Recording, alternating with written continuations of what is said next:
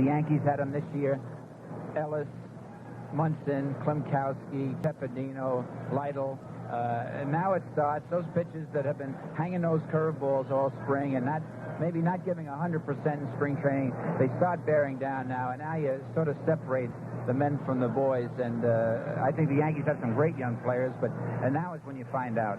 Well, I'm sure that the youngsters are anxious to find out how they're going to do, but I've never seen such confidence in a Yankee team since 1964, the last year the Yankees won the pennant. They are. They're really up. It's the first game of the season. They have 161 more after this, but they're really up. I was lucky enough to pitch 20 minutes of batting practice, and those fellas are really on edge.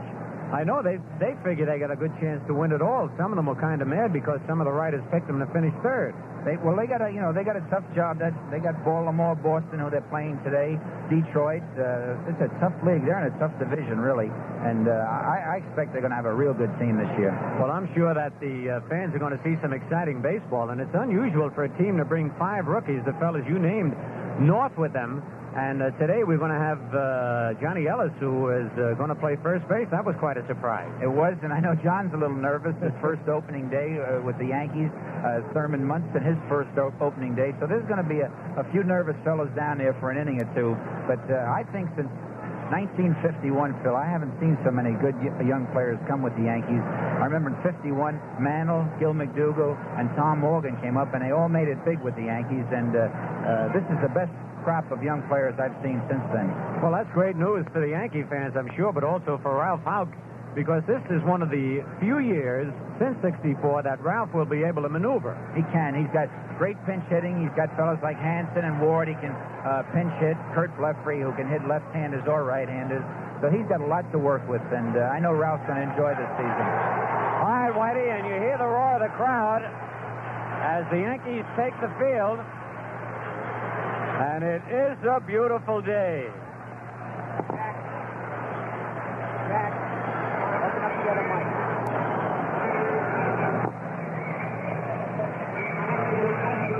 So there he is, Mel Stottlemyre on the mound. But right now, Bob Shepard is making an announcement. And I'm sure you can hear it over the PA system. If you can't, Whitney Young Jr. will throw out the first ball. Throw out the first ball. So Mel is waiting, as you can see on the mound, until Mr. Young. There he goes. Pretty good arm. Nice toss. And Thurman Munson brings it over to him, customary, and he'll get that ball signed by all the Yankees before the day is over. Phil, one of the big worries Thurman Munson had in the dressing room before was he was afraid he was going to drop the ball that Mr. Young threw out. Well, I tell you, you've got no idea how nervous this moment can be. There's the Yankee lineup. Morris Clark, Thurman Munson, Roy White, Johnny Ellis, Danny Cater, Bobby Mercer, Kurt Blefrey, Gene Michael, and Mel Stottlemyre. And there are a couple of surprises there. Jerry Kenney not starting, and Danny Cater starting at third base. And, of course, Johnny Ellis, as Whitey was saying, gets his big start. Everybody nervous. But I think being nervous makes you that much more aware and that much more of a good ball player, Whitey. You do, Phil. I think in baseball, show business, you have to be a little nervous before that game or the show starts, and I think it's a good sign when a fellow like Johnny Ellis is a little nervous, or Thurman Munson. I know Mel Stottlemyre, he's pitched the last 3 opening games and won them all, and believe me, he's got a few butterflies out there. All right, you can see the leadoff man, Mike Andrews, swinging the bat alongside home plate. And Andrews will lead it off. He's the second baseman, followed by Reggie Smith in center field, Carl Yastrzemski in left, George Scott at first, Rico Petrocelli, the shortstop, Tony Conigliaro in right field, Louis Alvarado at third, Jerry Moses catching, and Gary Peters pitching. And the fans are getting rid of their excitement and enthusiasm, waiting for this first pitch by Mel Stottlemyre. And if it's a strike, you'll hear a big roar.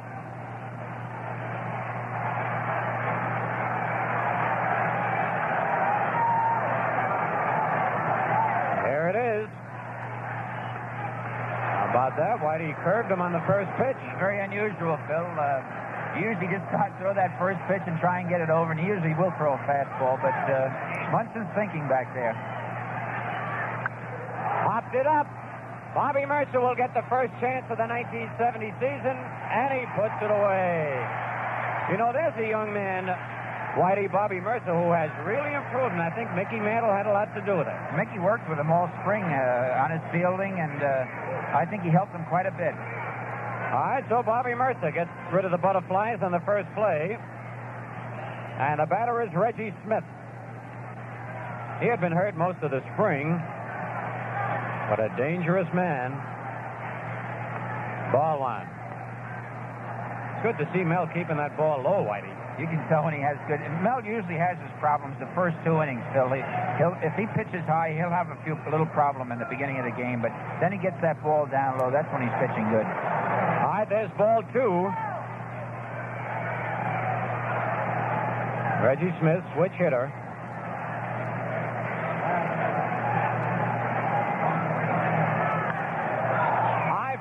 Bobby Mercer might get a second shot. He stopped, clock stopped, and Mercer makes the catch. And there was a little bit of confusion. Horace Clark had started back, and Bobby Mercer stopped when he saw Clark stop. He had to come on. So let's try and Mercer out in a hurry. And you hear the roar as we watch Mercer go back. Carl Yastrzemski coming up.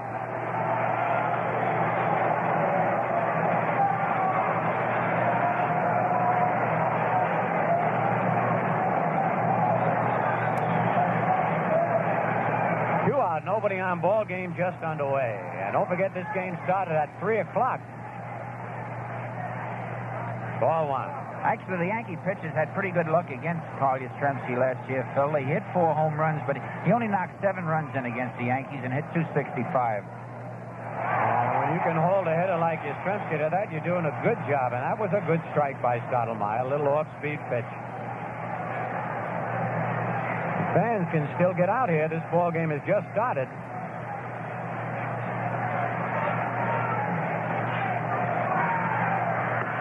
Low 2-1. His ball is really moving, Whitey. He got a good breaking ball today, Phil.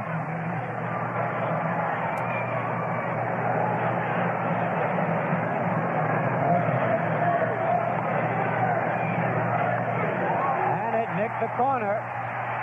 Yastrzemski was not too happy with that.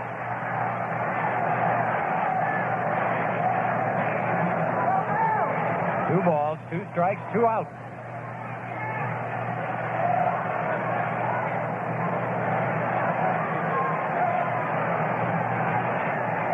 A bouncer.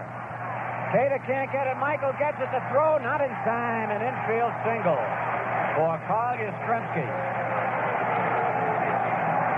Yastrzemski went down that line in good shape. Johnny Ellis, number 23, holding him on. Good feeling to get a hit your first time up. It is, Phil, and Yastrzemski looked like he was trying to go through the box.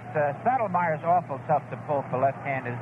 If they're going to go after that sinker low and away and try and pull it, they're going to have a tough job hitting him.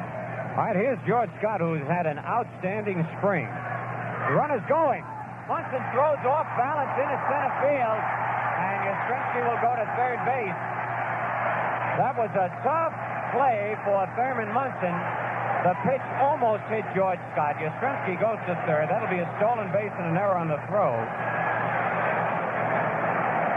And that is not a true indication. Phil, Yastrzemski stole a base on Stottlemyre. Mel let him get an awful big jump at first base, and there was nothing Munson could do. The pitch was inside, almost hit Scott, and he didn't have much of a chance to throw down to second base. All right, Whitey, good view of that play. 1 ball, no strikes. That'll be a stolen base for Yastrzemski. An error on the throw. 2 out, no score. Top of the first. Oh, good play by Munson.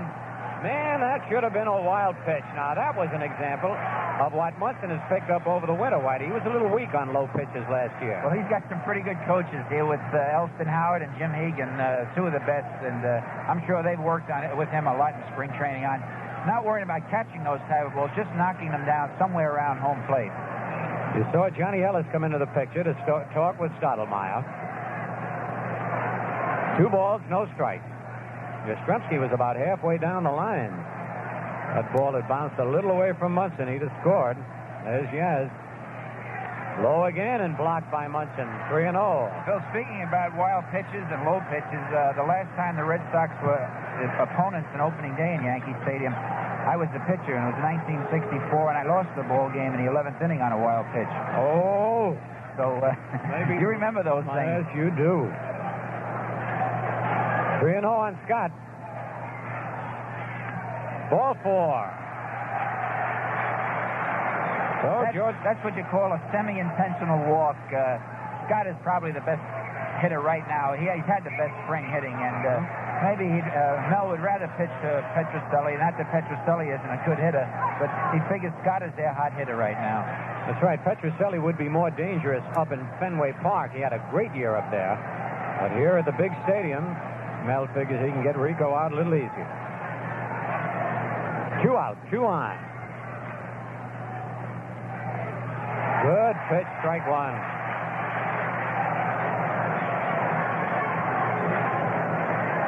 Rico had an exceptionally fine year last year.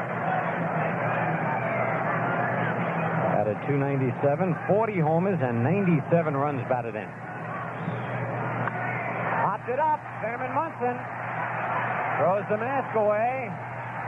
And Danny Cater, did you see Stottlemyre quarterback that, Whitey? He done the right thing, Phil. He got right over there so they could both hear him, and he just kept hollering, Cater, Cater, Cater, and he done a real good job. All right, for the Red Sox, no runs a hit. There was an error, 2 men left at the end of 1/2 inning. The Red Sox nothing, the Yankees coming to bat. By the way, this... An infant, 7 pounds, 6 ounces of promise. Maybe even a future president of his nation. Or will he be a school dropout? Be emotionally disturbed? Live in an unhappy marriage? Will he find himself and his family trapped by poverty? Will he be an absentee problem for his employer and himself? The answers depend more than anything else on family love and care. The family, more than any other human institution, shapes the personality and character of each of us. Member agencies of the Family Service Association of America bring strength to families under stress. A federation of over 340 marriage and family counseling agencies, an essential part of your community, supported the United Way. Had much luck against the opposing teams. Gary Peters has lost 6 straight to the Yankees. Mel Stottlemyre is 1-3 against the Red Sox last season.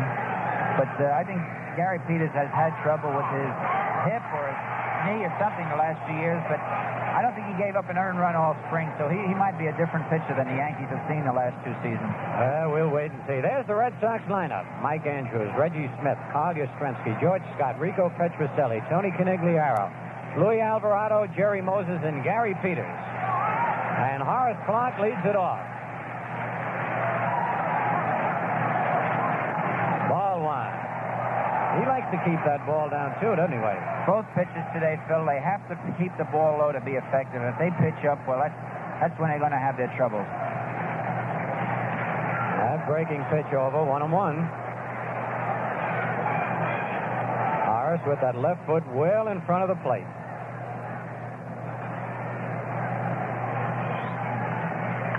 Hard ground, a base hit for Horace Clarke.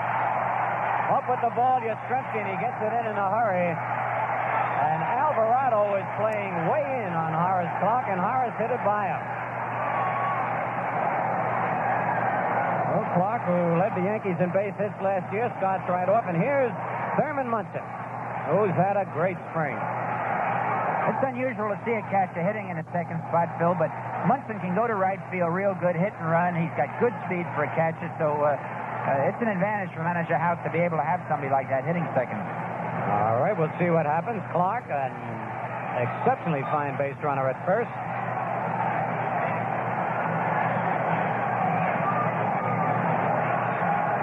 A bunt, it's a beauty. They got him, but I tell you, Peters had to make a great play to get him. Clarke's his second. He bounced off that mound real well, Phil, and you notice as he grabbed the ball, he was in position. He had turned his body to throw to first base, and he made a real fine throw to Scott. He did not waste that fraction of a second. So that's a sacrifice to Thurman Munson. Clarke is at second. And the batter, Roy White.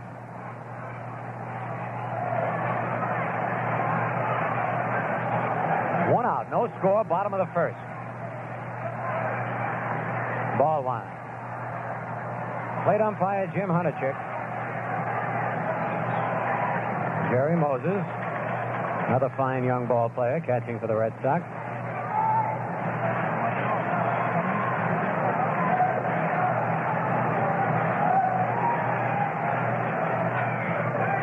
Swing and a miss.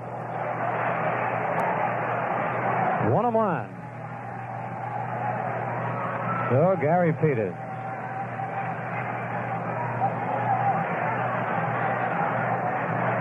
Red Sox needed pitches, and they got a good one. Outside, 2-1.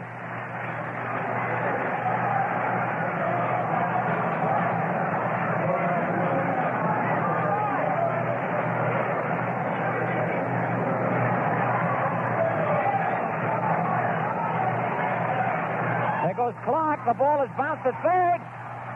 Nice play by Alvarado on the short hop, but Clark was at third base. So it's two-away. Morris had himself a good jump, but Roy White liked that pitch, decided to swing. And Dick Hauser talking to him. And listen to the hand for young Johnny Ellis batting in the cleanup spot. As what he told you, his first starting assignment. Opening day assignment in the big league. One thing, he doesn't get cheated with his swing.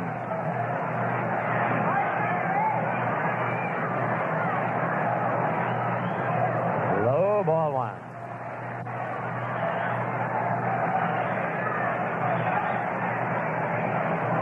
No score, bottom of the first, 2 men out. Ball game just underway. Low inside, ball two.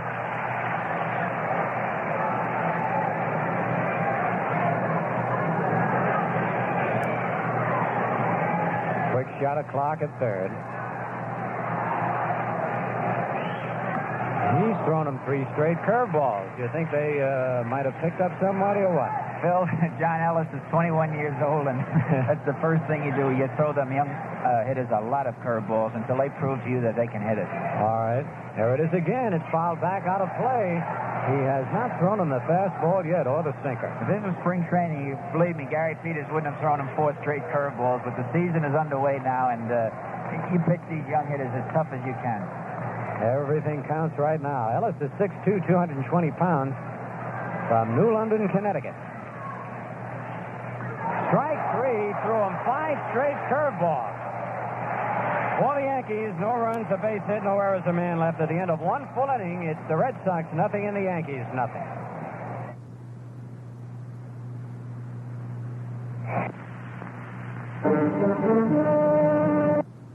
This is inflation, everything blown up out of proportion. This is deflation, everything back in its proper perspective. Armory Garage has 27 Plymouths priced under $29.89, bringing car costs back down to where they belong.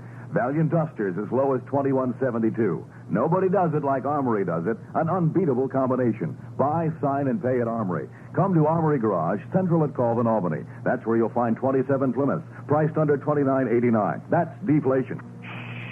Old-fashioned fried chicken in the making. But where's all the mess? Forget it. I've found the secret of really great fried chicken without all the fuss. Weaver's. Weaver's batter-dipped fried chicken. Put it in the oven, and there you go. Delicious fried chicken. Today's most exciting cooking news. Weaver's frozen batter-dipped thighs and drumsticks, breasts, and party pack wing sections in the frozen meat section of your favorite store, Weaver's. Against the Red Sox. No score in the ball game, and he'll be facing Tony Conigliaro.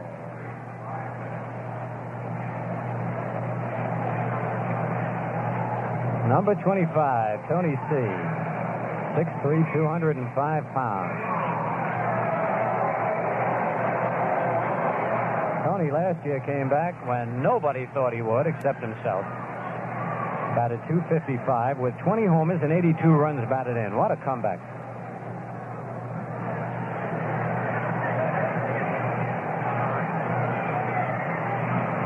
Ball one.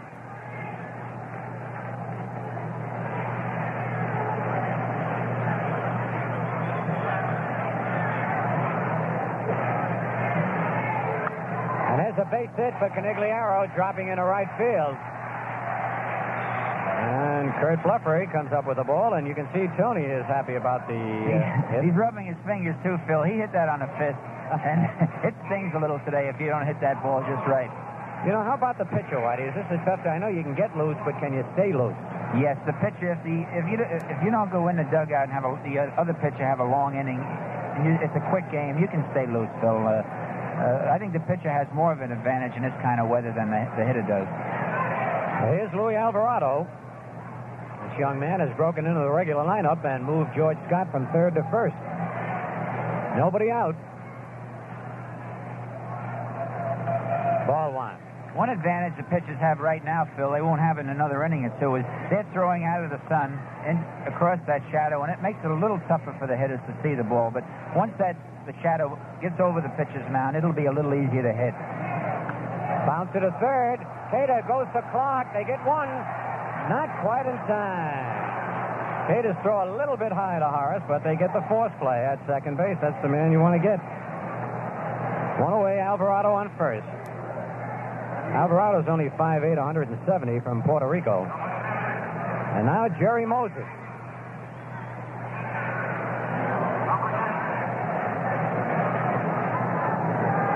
One man out. Moses, 6'3", 210 pounds. From Yazoo City, Mississippi. Alvarado back.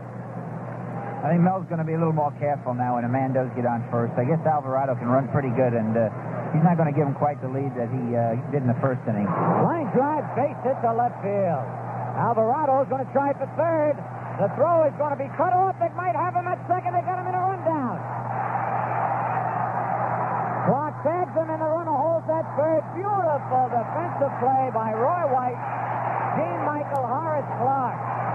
And Alvarado had taken his eye off the play, and he's a little upset.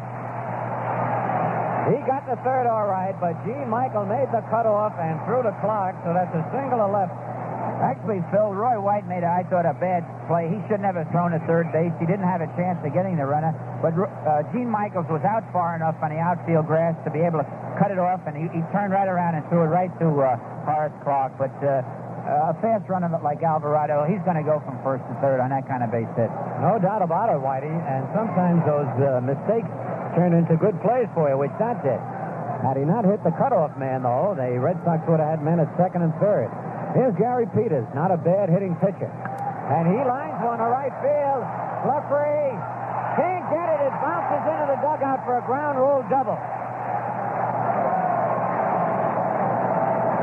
So Gary Peters, we no sooner said he's not a bad hitting pitcher, bounces one in the bullpen, and there's the first run.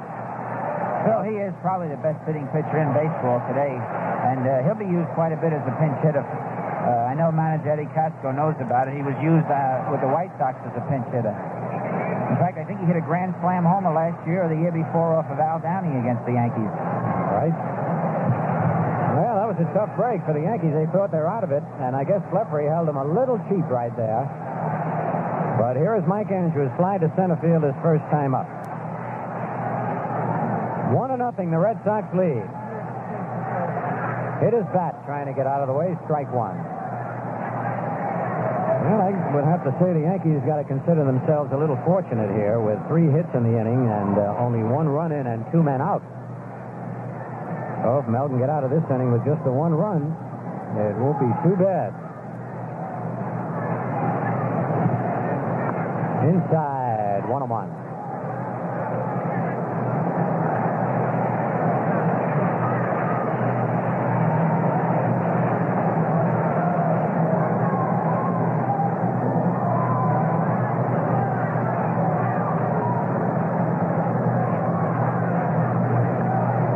Corner, strike 2, 1 ball, 2 strikes.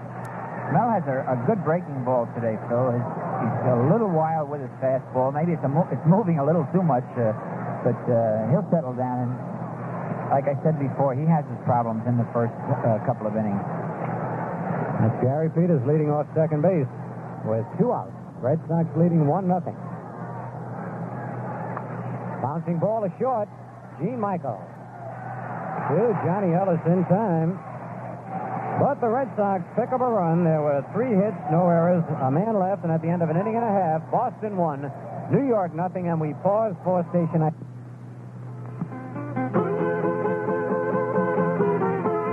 Cold. Ice cold. Isn't that how you like to drink your beer? Then your beer should be Ballantine. Ballantine takes an extra step. We call it cold brewing. Cold brewed Ballantine. Our special way of giving you a beer that tastes great. Ice cold. Get your cold beer. Get your cold brewed Ballantine beer. Taste the beer that's crisp and nicely light. The cold brewed taste that's especially right. Frosty, lively, crystally clear. The crisply fresher cold brewed Ballantine beer. Cold brewing. Something extra from Pete Ballantine and Sons. The brewers behind the 3-ring sign since 1840. The Washington Senators. And, of course, the biggest of all Yankee promotional days, Saturday, August 8th, Old Timers Day. Another reminder about this coming Sunday, when Mickey Mantle and Joe DiMaggio will be honored. Plaques will be hung in the center field wall for Mickey and Joe between games of the doubleheader with the Cleveland Indians. So you get a bargain bill doubleheader, and you see 2 of the greatest Yankees of all time, Mickey Mantle and Joe DiMaggio. Well, the Yankees trail by 1 run here in the bottom of the second. It'll be Danny Cater, Bobby Mercer, and Kurt Blefary to face Gary Peters.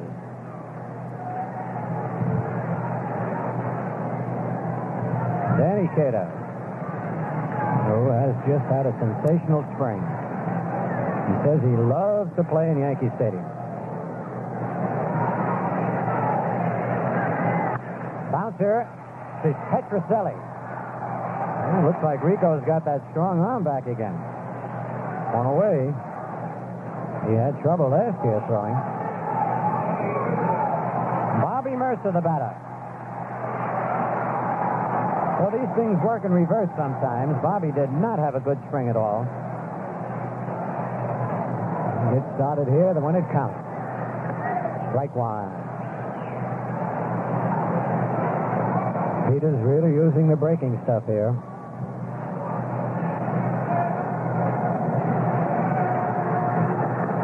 Low with that curve, 1-1.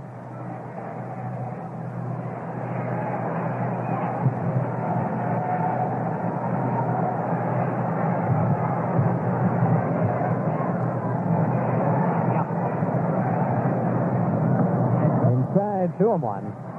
Looks like he tried to set him up for that one, Whitey, with those 2 curves. Phil, I talked to Bobby before the game after batting practice, and he's a little worried about the way he has been hitting. He don't know what he's doing wrong, and I said, look, it happens 100 times every ball. Look at that. Look at that. Yes, sir. Now, that could snap him right out of it. Now he's fine. I said, Bobby, players in a career go through 100 times at least they have slumps. I said, don't worry about it. Go out there and get a couple of base hits today, and you'll be fine. And he hit that right on the butt off a left-hand pitcher. Kurt Blefary will be the batter. With 1 man out, wearing uniform number 13. Kurt had a good spring.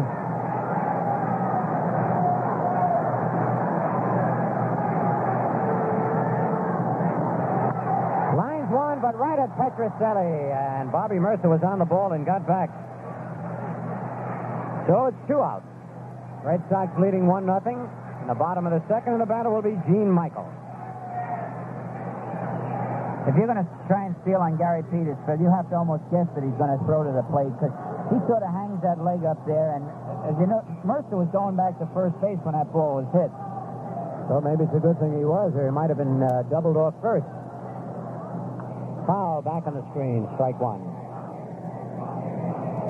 Bobby Mercer at first base, 2 men out.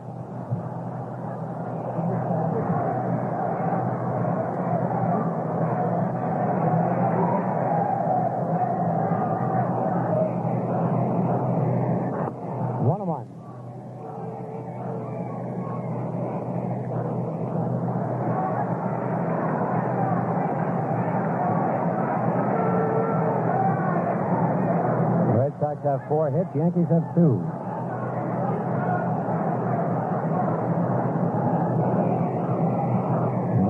making Peters wait just a little bit. Outside, ball 2-1.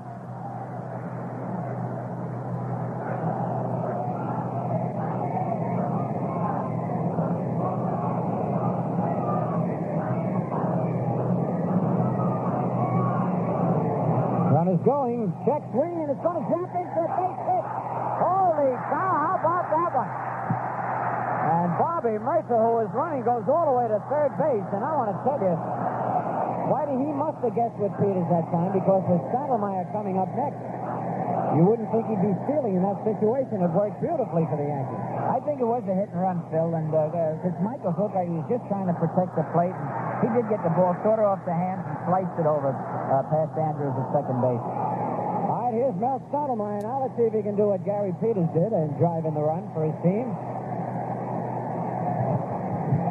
Strike one. That's a big curveball that Peters has.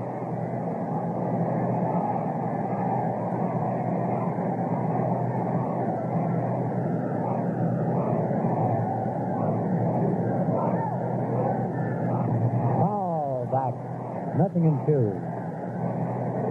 2 men out. 1-0 the Red Sox lead. Bottom of the second. Same two teams meet on Thursday. It's a day off tomorrow. But that game will start at 2 o'clock. At third base, Bobby Mercer getting way off that baseline. Outside, a ball and 2 strikes.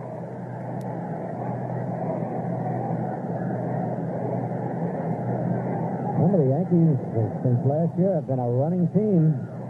They love to run those bases. Low and 2-2. Mel just did hold off.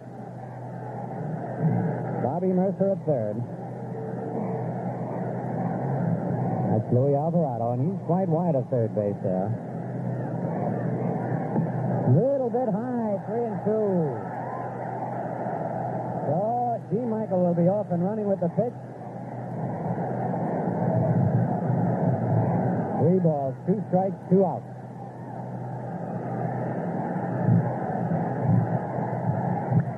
Fly ball, left field. Yastrzemski backing up.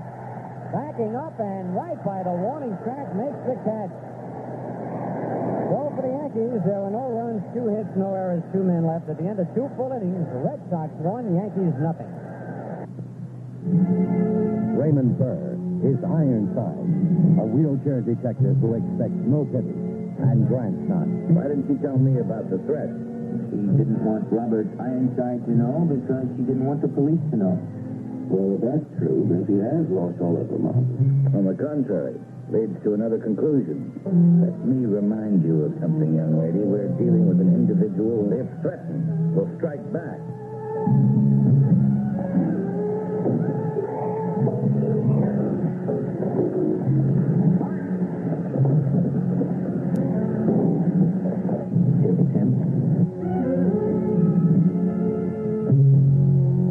Follow Ironside every week in color.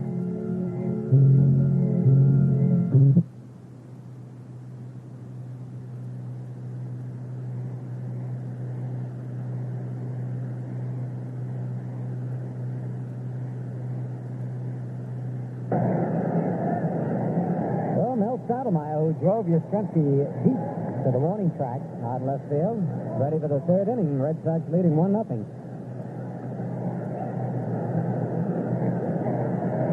So far, we have 7 hits in the ball game. Reggie Smith flied to center field his first time up. Will lead it off.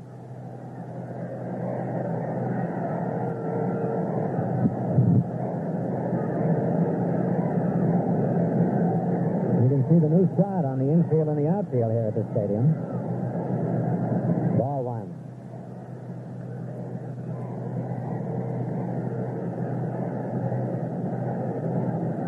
Beautiful day for this ball game. Ground ball is short. Michael right there. Throws an out, and Smith can get down the line. 1 away. And now Yastrzemski. who beat out an infield single his first time up. And Moon stole the base, went all the way to third when Munson's throw went into center field.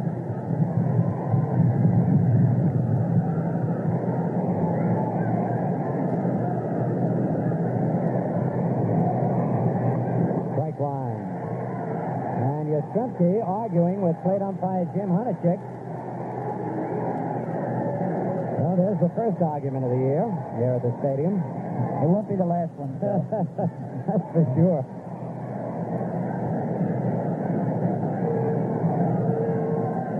You notice Munson's hands, Phil, they're pretty simple at times when nobody's on base. They'll usually just give one sign. If the man gets down on second, the runner gets at second base, then he'll have indicators, switches, and all kinds of things that confuse the runner at second so he doesn't relay the pitches to the batter. We'll look for that later on. Change up is high. 2 balls and 1 strike.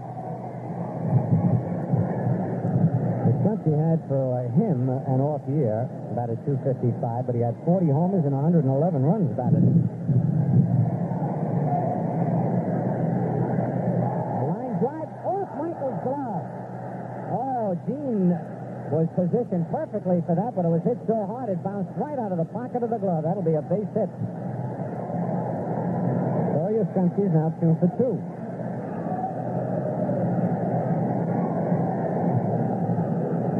Scott, who walked his first time up.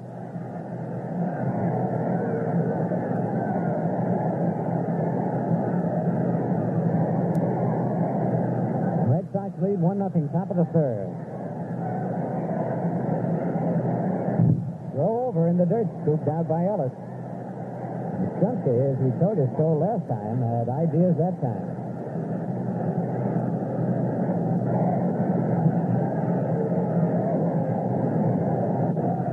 He's back again.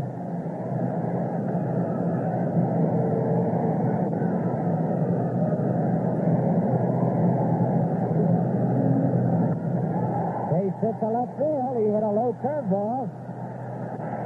Roy White gets the ball in a hurry. As holds at second. At first base, George Scott. That's base hit number 6 for the Red Sox. And this just the third inning. Runners at first and second. That's John Leonard, the coach at first base we've got to look at.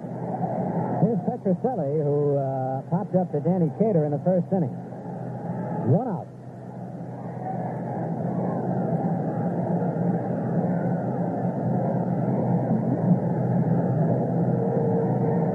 Strike one. Rico trying to go to right field. Horace Clark is moving over trying to hold Yastrzemski close. And Rico tried to hit one between Clark and Ellis.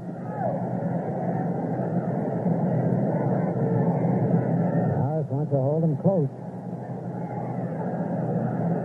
A little low, 1-1.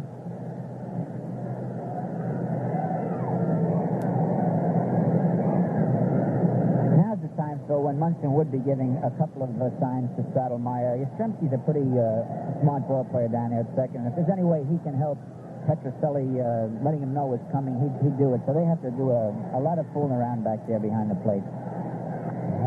Foul coming back. Out of play. 1 ball, 2 strikes.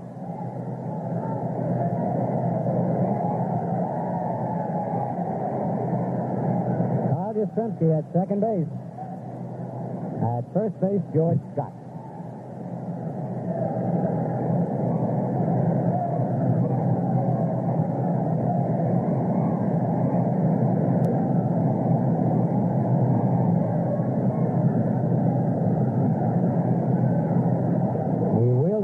Didn't throw.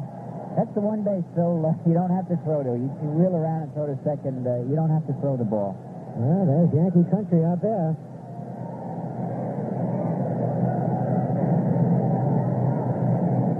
Ron Klimkowski is loosening up in the Yankee bullpen.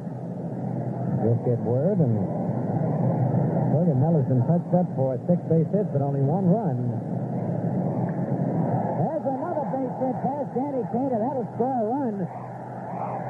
And Scott is going to be held at third base. That'll be a double for Petrocelli.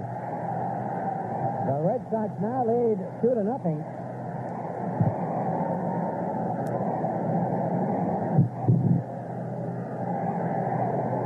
third base with Eddie Popowski. Enrico Petrocelli at second base. 3 consecutive base hits, and the batter now Tony Conigliaro, who's single to right field his first time up. In a situation like this, the manager and a catcher usually have a sign, and manager helps sometimes to give Ron Kompowski time to warm up. So Paul Munson to go out and talk to Stottlemyre. I'm not making excuses for Mel, but he only had a chance to pitch 19 innings in spring training, and it could be bothering that little bit of work he had down in Florida. Well, they're going to put Conigliaro on and load him up. It'll be an intentional walk to Tony Conigliaro. That's ball 2.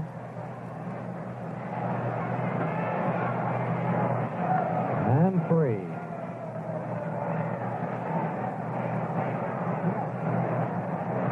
So Tony is on, and the bases are full of Red Sox. Conigliaro down to first base. And now Luis Alvarado, who bounced to third base his first time up. 1 out, bases loaded. 2-0 the Red Sox leading here, top of the third.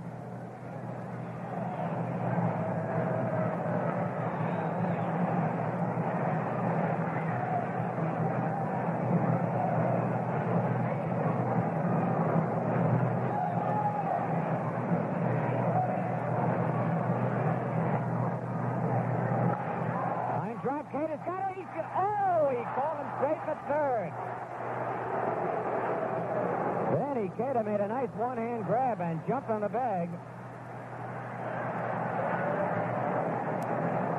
So that was a break for the Yankees, and that it wasn't hit just a little higher. 2 more runs would have been in. Here's Jerry Moses, who's single to left field. His first time up.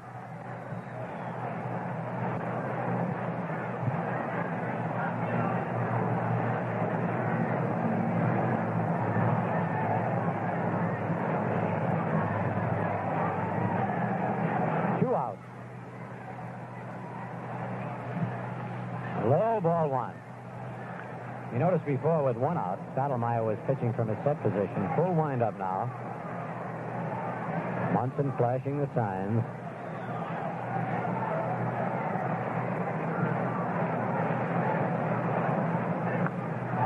He got him to pop it up. And Bobby Mercer digging, makes the catch. Oh, the Yankees were fortunate to get out of that inning. Just 1 run. On 3 base hits, there were no errors, and 3 men left. And at the end of 2.5, Red Sox 2, Yankees nothing.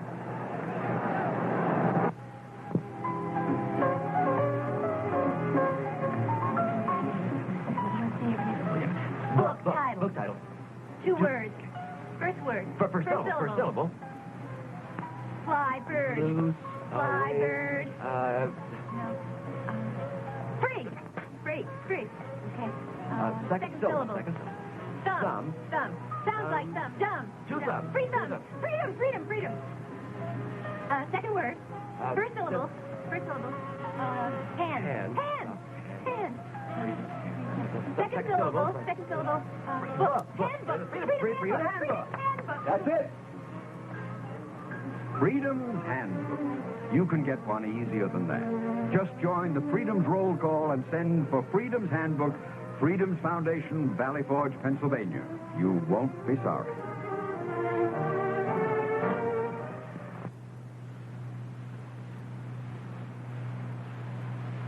Atlanta at San Diego tonight.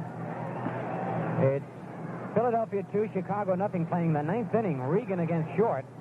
Cincinnati at L.A. tonight. Houston at San Francisco, not underway. Cincinnati won their opening game yesterday, as did the Detroit Tigers. So here it's Red Sox 2, Yankees nothing, bottom of the third, and the top of the order for the Yankees. Horace Clark, who's single, leading off in the first inning for New York, is up there.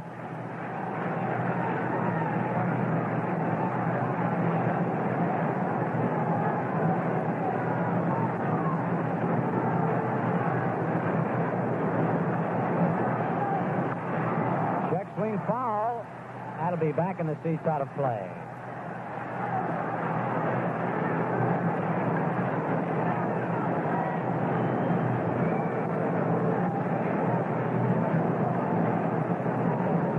break down there, and I don't know whether it was a television camera or something, and the umpire just went down. George Maloney down at the left field line.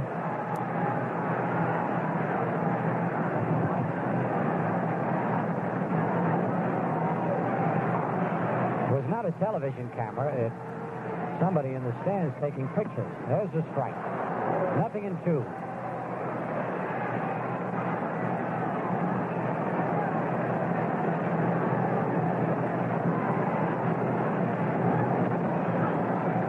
Peters on the mound.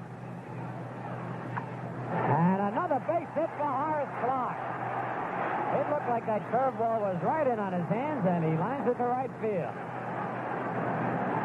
Oh, Horace 2 for 2. Base hit number 4 for the Yankees. Thurman Munson, who sacrificed his first time up. Oh, he's smoothing out the batter's box.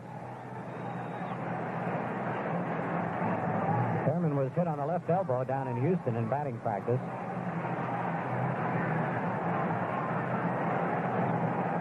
Quick throw to first, Clarke back. Peters didn't set to it first, Phil, that time. What he done, he took his left foot and just stepped back off the rubber, and then you can throw to first base any way you want. That could confuse a lot of the viewers. Munson slightly open stance. Little high, ball 1. Red Sox leading 2-0, bottom of the third. Opening day, the Yankees and the Red Sox.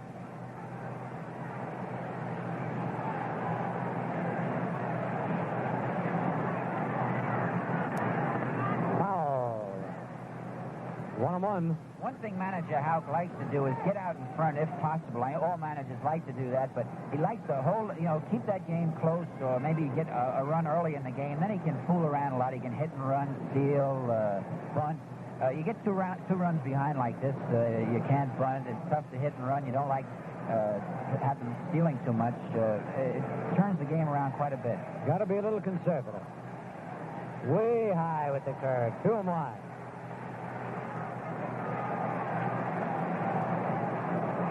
Nobody out here in the bottom of the third.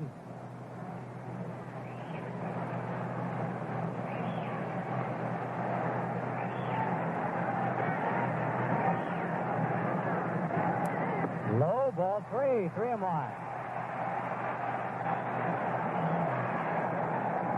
Oh, Munson looking down at Dick Houser. See what happens here.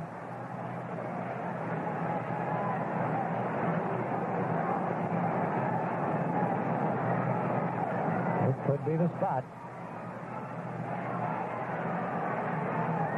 Over there, Peters thought that they might have the hit and run on, but Clarke is back.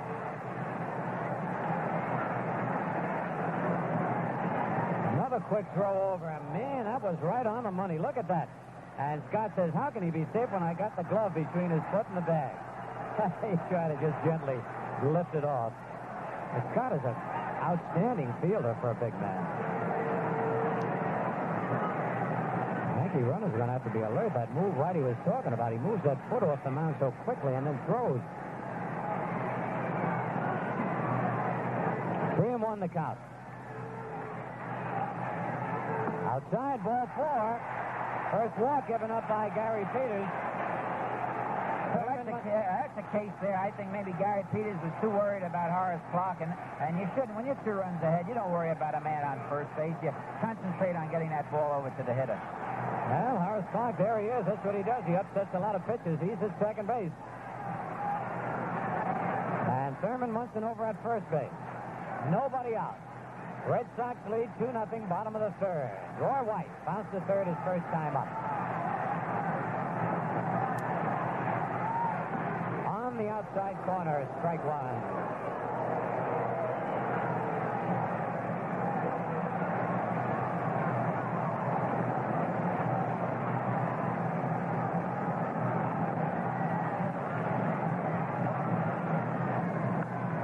Foul upstairs out of play. Roy tried to go to right field that time. 0-2.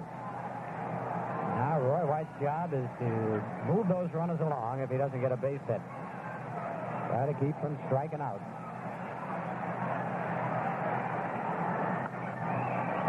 play.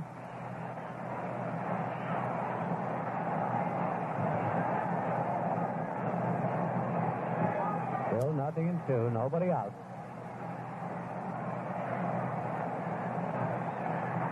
He struck him out.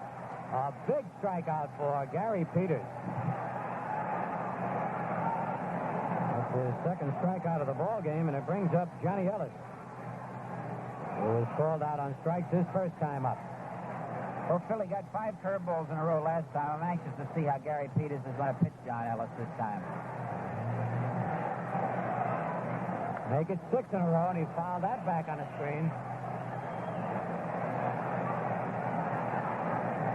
We got a final score. The Phillies shut out the Cubs 2-0. Short the winner, and Ferguson Jenkins the loser. Chris Short has to be happy, Phil. He was out all last year. He had an operation on his back, and to break in opening day with a shutout, I know he must feel real good. Bouncing ball is short. Petrocelli to Andrews. No chance for the double play. They get the fourth play. Clark goes to third base. Munson got down at second base real fast, Phil, and he got into Andrews pretty good, and Andrews couldn't get too much on his throw to first base. True, and again, we didn't overlook it. He threw Ellis another curveball, so he's throwing him nothing but curveballs. And here's Danny Cater, bounced to short his first time up. 2 out, 2 on, 2-0 the Red Sox lead.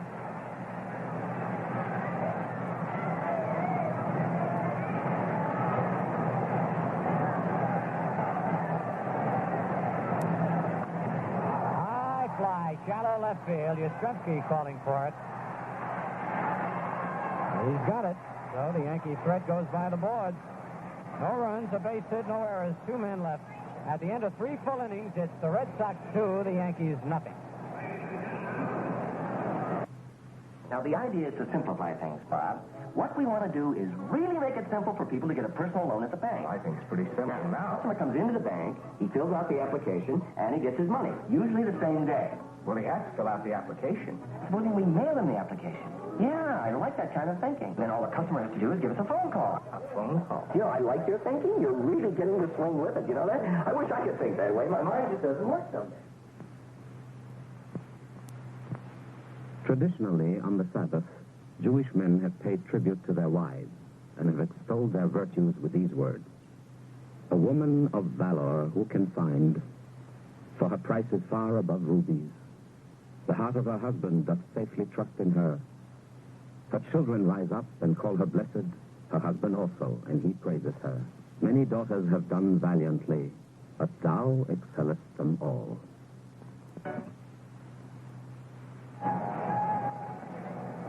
So he gets set here for the top of the 4th inning, and that man, Gary Peters, will lead it off. And he hit a booming double, 1 bounce into the Yankee bullpen in the 2nd inning to drive in the first run of the ball game. As we told you, he is considered one of the top hitting pitchers in baseball. So you can't hold him cheap. And this is a spring training record you see there. Gary Peters 1-4, lost none. The averages you've seen flashed across the screen are spring training records. So Peters about ready, and here's a man who's always ready. And he will be in just a moment. The big man himself, Frank Messer. Frank? Right you are, Phil Rizzuto. Thank you very much, and good afternoon, ladies and gentlemen. Gary Peters had the big hit for the Boston Red Sox, his first time up. Bounce one into the Yankee bullpen for a double. Gene Michael at short. Smooth, easy throw, and Peters is out. 1 down.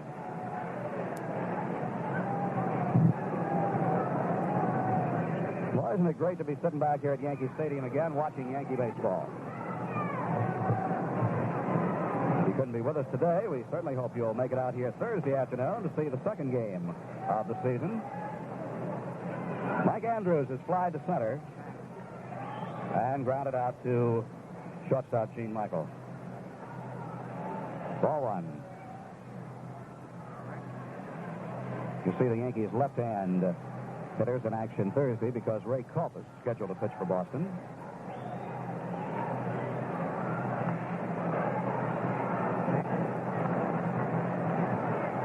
2 balls, no strikes.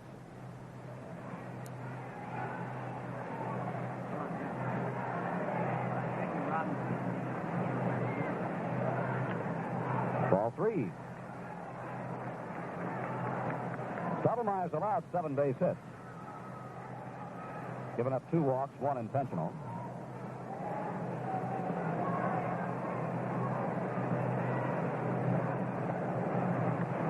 And there is base on balls number 3. Andrews at first base.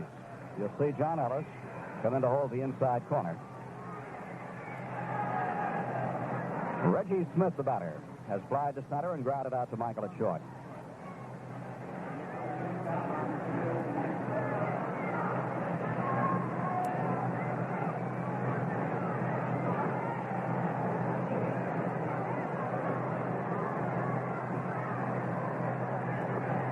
There's the sinker, but down low. Red Sox leading 2-0 here in the top of inning number 4. Mike Andrews at first.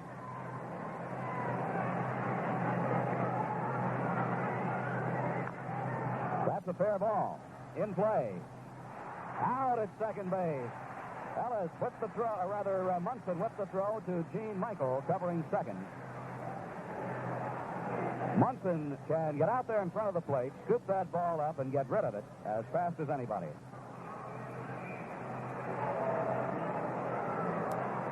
And now Yaz. Carl is 2 for 2.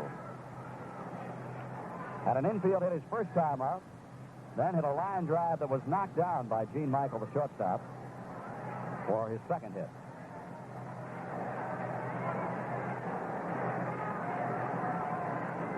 Yaz has scored one of the 2 Boston runs.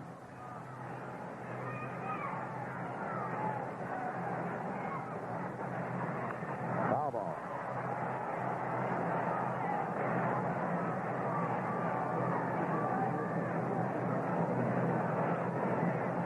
We have one final score in the National League. The Phillies shut out the Cubs 2-0.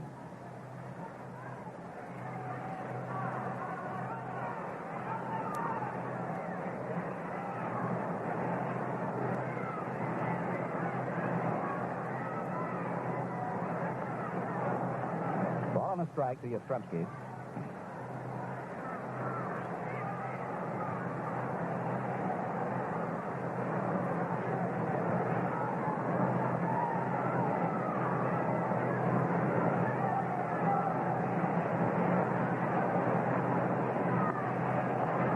And 1 strike. Mel Stottlemyre has pitched and won the last 3 season opening games for the Yankees.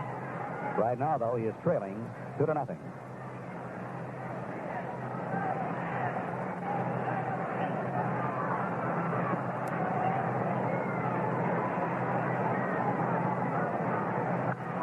Well hit right center. Good play by Bobby Mercer. Mercer got quite a jump on that ball. Moving well to his left. Took what looked like an extra base hit away from Yastrzemski. No runs, no hits, no errors, and a man left. At the end of 3.5 innings of play, the score is...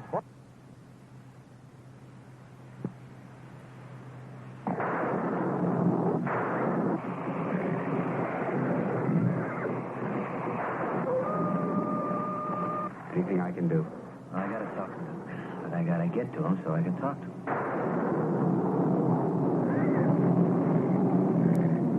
What you need is someone to distract Bracken for a while. Yeah. Somebody who's cool and handy. Trust.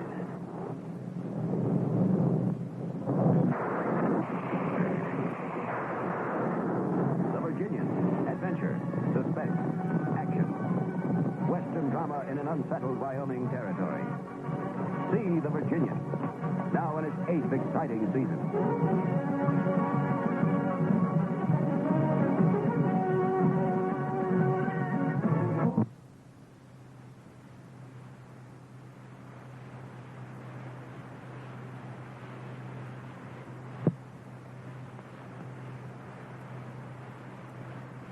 Thursday, we will not be on TV with Thursday's game.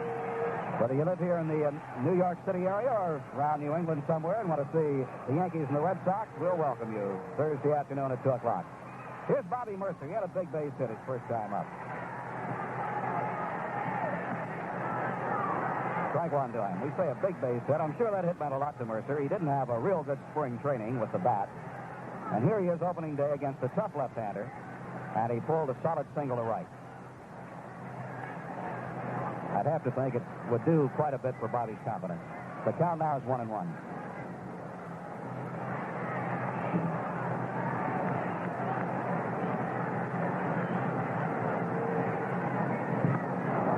Went for a bad pitch that time.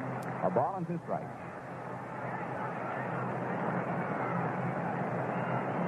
Gary Peters, fine pitcher for the Chicago White Sox, had arm trouble in 1968, but seems to have recovered completely. Count evens 2-2. Mel Stottlemyre's lifetime record against the Red Sox, 11-8.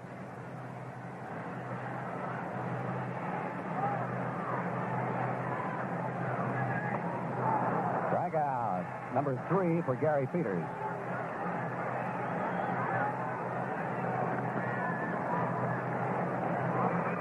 Peters has lost 6 games in a row to the Yankees, trying to break a personal losing streak this afternoon. Kurt Blefary lined out to the shortstop Petroselli his first time up.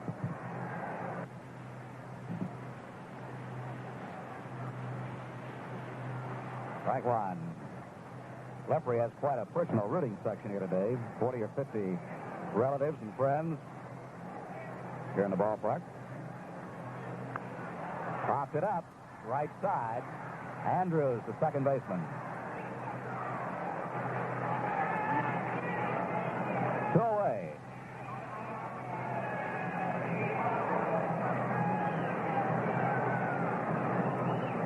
The batting averages you see as the 217 under Gene Michael's name are the spring training exhibition game batting averages for the Yankee players.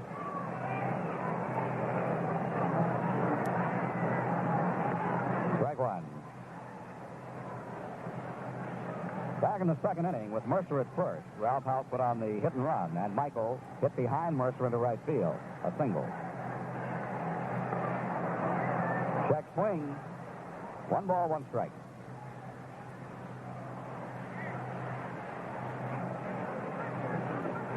We're so happy that Joe DiMaggio and Mickey Mantle will both be here Sunday for the plaque dedications between games of the Cleveland Twin Bills. Foul ball rocked off the third base side. Joe D. informed us today that he definitely would be here. Mickey, of course, had already accepted the invitation.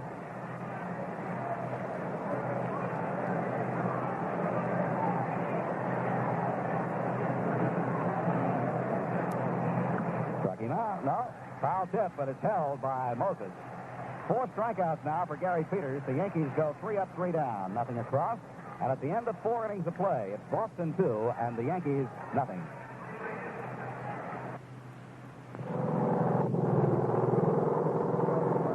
The National Guard is a military organization all the way.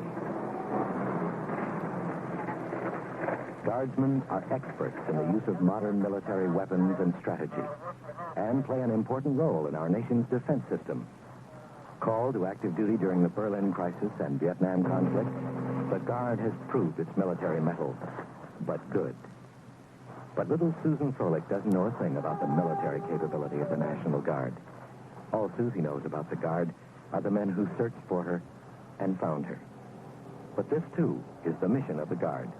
Everything from backing up our military commitments around the world to rescuing a lost child from a forest here at home. The National Guard.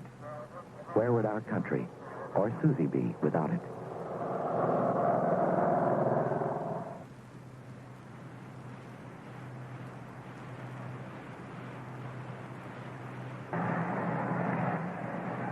Now Stottlemyre will try to hold the Red Sox now and hope the Yankees can play catch-up baseball behind him. George Scott is set to lead things off here in the top of the 5th. Scott has walked and singled.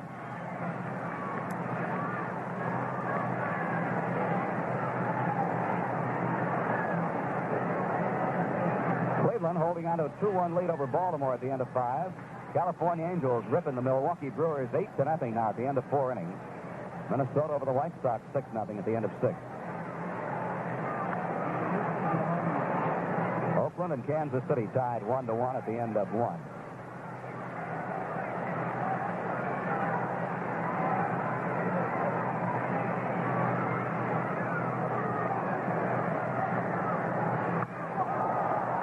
going to be tough to catch. And he gets by Blefary for extra bases. Scott may go for 3. He's on his way to third. Watch the play. Safe at third base. Triple for George Scott.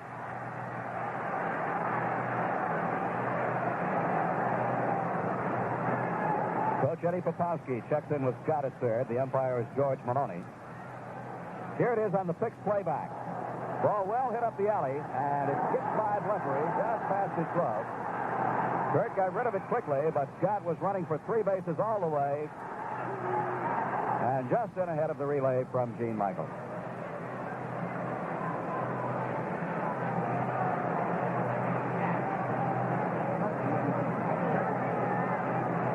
Rico Petroselli drove in a run with a double his last time up. He's 1 for 2.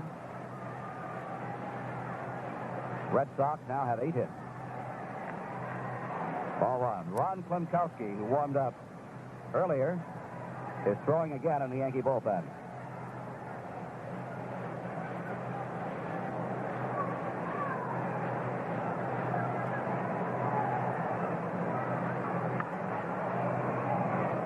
Foul ball was off his foot. The Yankees are playing the infield in close on the right side. Gene Michael is the only deep man on the infield, playing back, just about halfway at shortstop.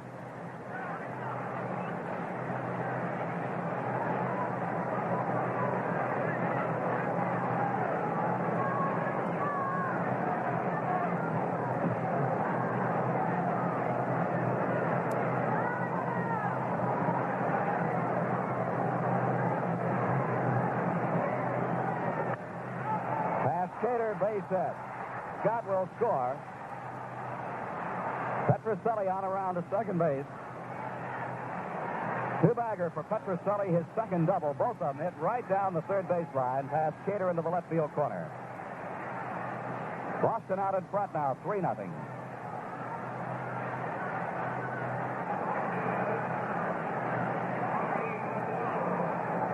Now Tony Canigliaro. He has singled and walked. Last time in this situation with Petroselli at second, they walked Canigliaro intentionally.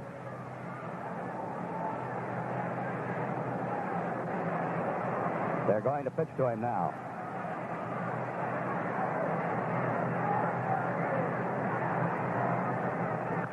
Foul ball.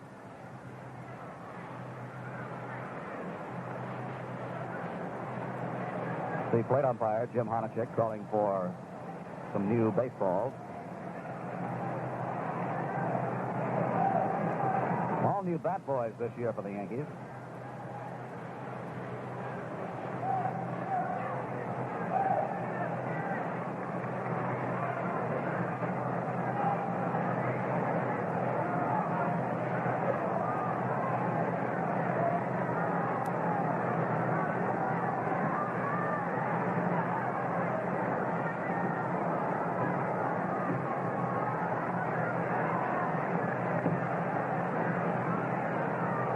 One strike to Canigliaro.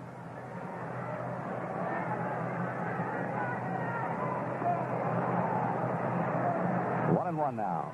Canigliaro with those bright blue gloves on both hands. You see a lot of players wear those gloves, especially early in the season. Strike 2.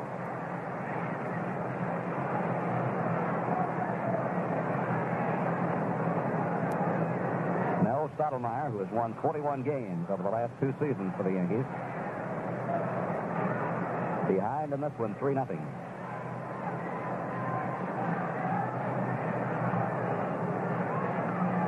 Two balls and 2 strikes.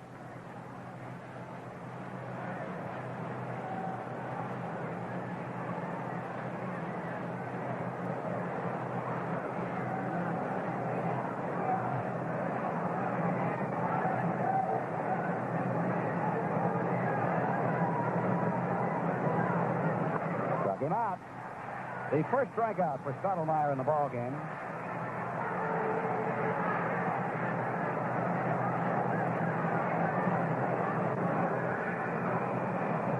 Stottlemyre is not noted as a high strikeout pitcher. When Mel is pitching the way he wants to, there are a lot of ground balls hit, because his big pitch is the sinker. Here is Luis Alvarado, the third baseman, key man for the Red Sox this year.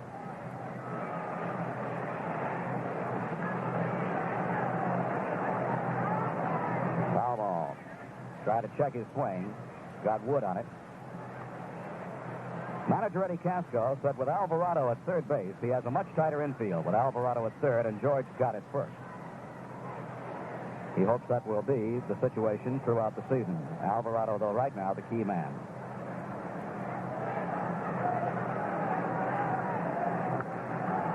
Cater checks Petroselli back to second, throws out Alvarado. 2 down.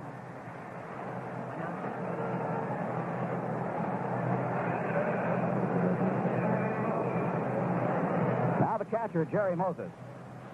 Moses is 1 for 2. He has always hit well against the Yankees, or did last year. He had something like a .340 batting average against the Yankees. Hit one into the left field seat. His first time in Yankee Stadium.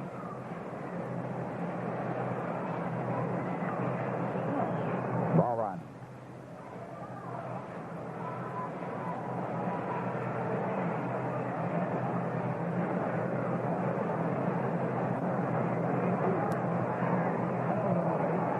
One strike.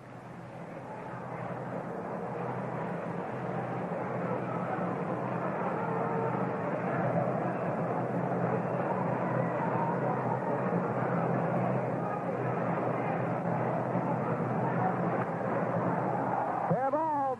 That will score Petroselli. Moses going to second. He's out. Horace Clark makes the tag.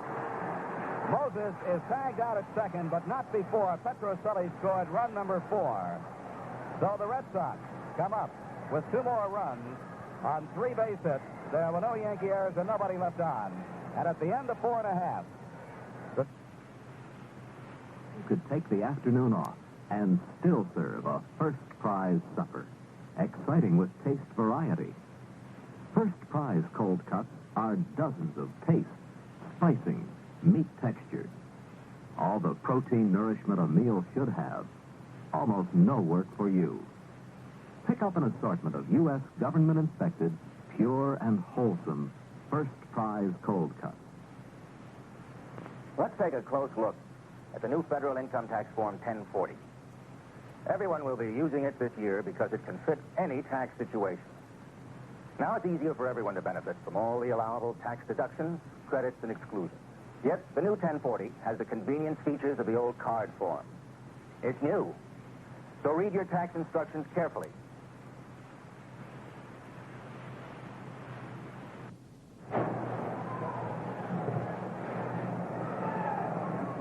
Ronnie Wood is the batter as we go to the bottom half of the 5th inning. Woods batting for Mel Stottlemyre.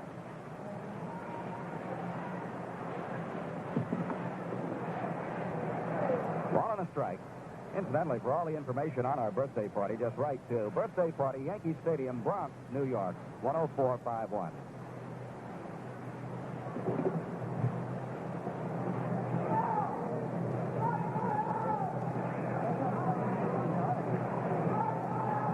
Ron Woods had a great spring for the Yankees, hitting .424. Ball and a strike.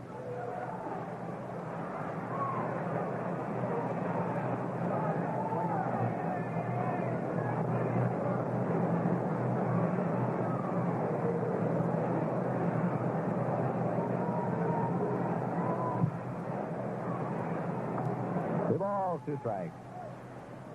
You saw Woods up close to the plate. Gary Peters, to the right-hand hitters, likes to tail that fastball away from him. You'll see the right-handers crowd the plate once in a while, and Peters has to loosen them up. Popped it up. Moses, the catcher, calling for it, and he makes the grab.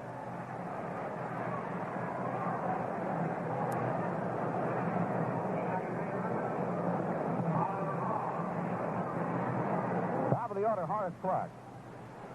Clark owns 2 of the 4 Yankee base hits. Mercer has one, Michael has the other. The clock 2 for 2.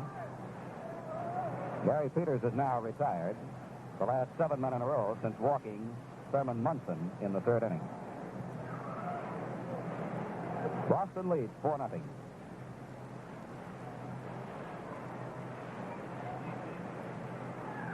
Strike one.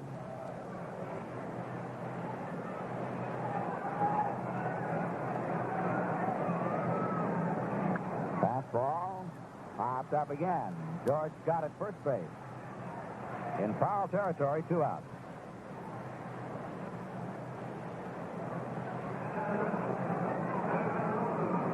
And now Thurman Munson has not officially been up yet. Credited with a sacrifice on his bunt in the 1st inning. Drew a walk in the 3rd.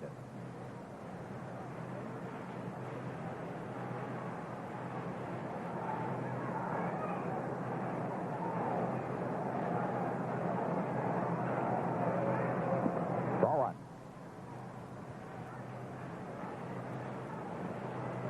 Thought Peters tailed that one away, but missed outside.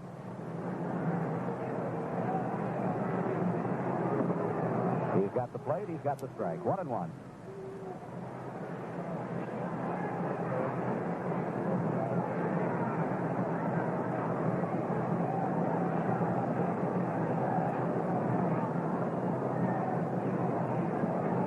Turned it over and missed wide. 2 balls, 1 strike.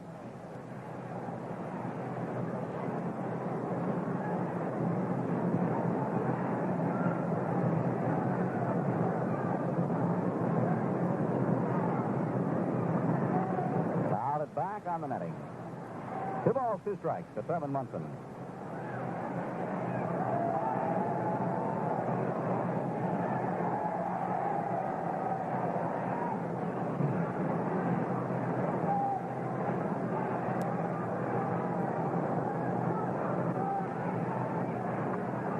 Well, it's a left, but right there, one-hand grab by Yastrzemski. I think Carl was battling the sun just a little bit. But he stayed with it. The Yankees are 3 up, 3 down, nothing across. And at the end of 5 full innings of play, the score is Boston 4 and New York nothing. Today has won countless awards in the field of daytime programming. Today is now in its 18th year. Hugh Downs, newscaster, author, narrator, actor, has made distinguished contributions to the art of television. If it's of interest, we'd like to schedule it. Frank Blair, highly respected and talented newscaster. Former Washington correspondent. For a democratic society, occupied Philosophy Hall, evicting faculty. Barbara Walters, originally wrote and reported behind the scenes. Acclaimed by Harper's Bazaar as one of the outstanding women in the field of television. And the kind of beautiful musical still exists. Joe Garagiola, author, humorist, former Major League Baseball player, and award-winning sportscaster. It's overlapping. It's really overlapping. Hockey, basketball, baseball. Be informed. Watch Today every weekday morning in color.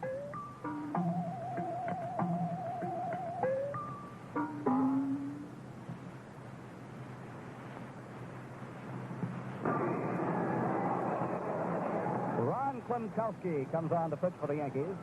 Young right-hander from on Long Island way. You watch Klimkowski as he warms up, you'll see that little hitch he has in his motion right there. Sometimes he gives it to you with the leg, sometimes with the arm. He's got several different motions. Let's watch him once more. There it is. He gave it with the left leg that time. The feeling that until hitters get used to seeing Klimkowski, he could be quite deceptive. Stottlemyre went 5 innings, gave up 4 runs all earned on 10 base hits. Mel walked 3, struck out 1.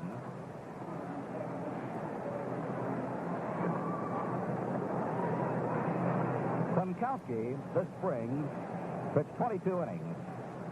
He gave up 17 hits, only 5 earned runs, and 4 of those 5 were in his last outing for an earned run average of 1.96. He walked 8 and struck out 7.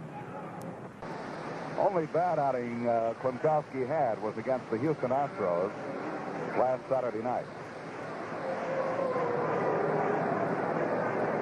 Or was it Friday night? I guess it was Friday night. Gary Peters, the batter. Peters is 1 for 2. Ball 1. Kwiatkowski's bread and butter pitch is a sinker.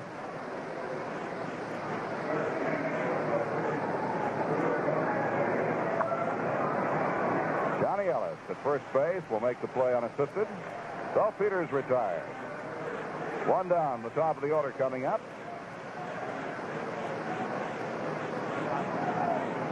The Mets have just scored 2 runs in the top half of the 11th inning to take a 5-3 lead over Pittsburgh.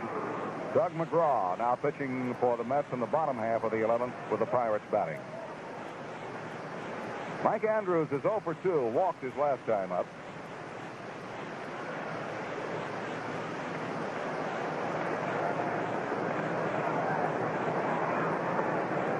Ball 1 to him.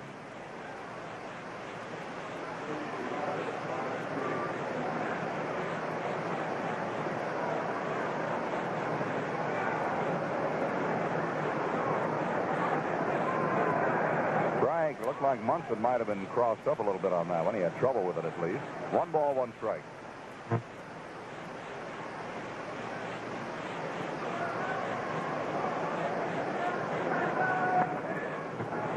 Watch that delivery of Kwiatkowski's. Watch that little hitch in it right there. 2-1.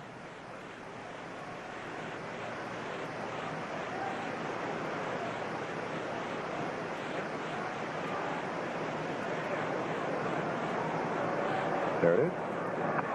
Broken bat, grounded to third. Cater to Ellis. 2 away. Thurman Munson really bouncing down that first baseline to back up the play at first base.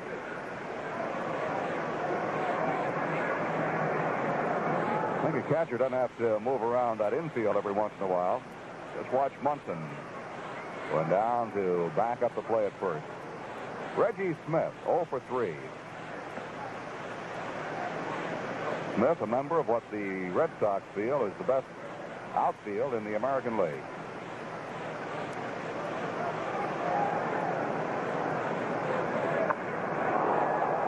Mercer, can he get there? One-hands it.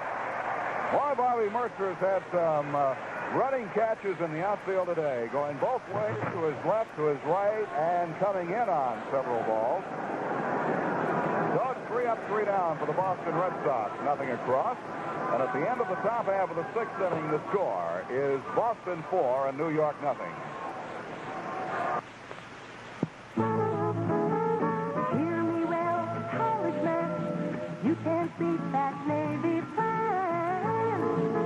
Yes, sir. To college graduates and men about to graduate, the Navy offers a career that's second to none. The Aviation Officer Candidate Program. A chance to become an officer. To earn your Navy wings. To fly as a member of the world's greatest flight team. Officer pilots move up fast. And today, the pay and other benefits for a Navy flyer and his family are hard to beat in anyone's future. A Navy plan for men with a college degree. Men, before you graduate, plan to make that Navy day. Wherever you are, stop. Call your Naval Air Reserve facility today.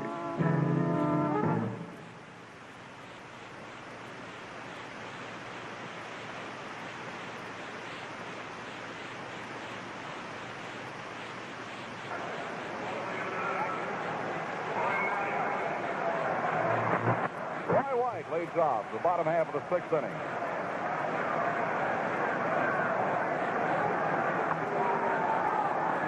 Popped it up. Back goes Andrews. Calling for it. And the second baseman has it. That sun is tough out there right now for everybody, with the exception of the right fielder.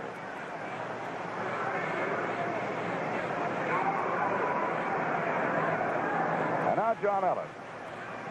0 for 2.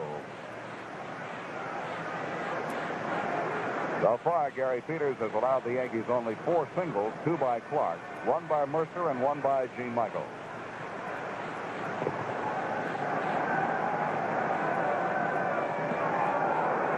Ellis going for the seat. Minnesota Twins leading the White Sox 6-0. The scoreboard tells us that Brad Allier has hit 2 3-run homers for the Twins. Strike 2.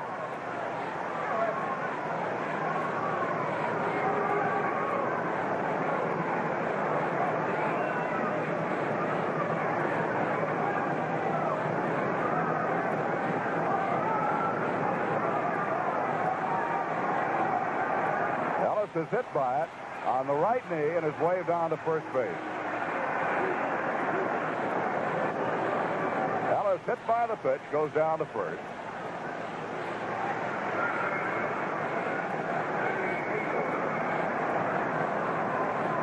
It brings up Danny Cater. Peters had retired 10 men in a row until hitting Ellis.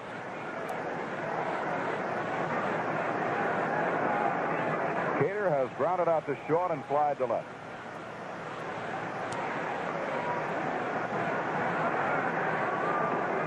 Ball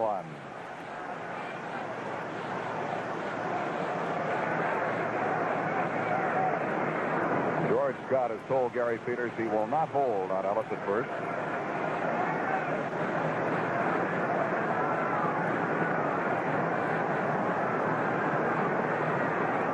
Ball 2.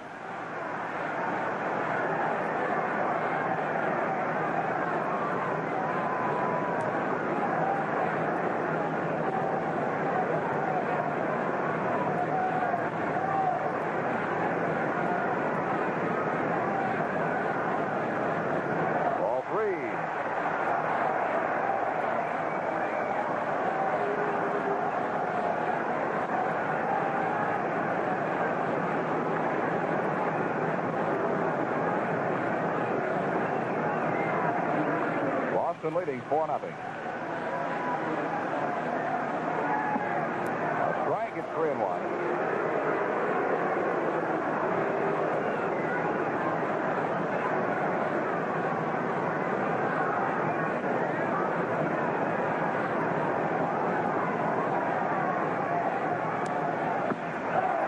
Cater walks.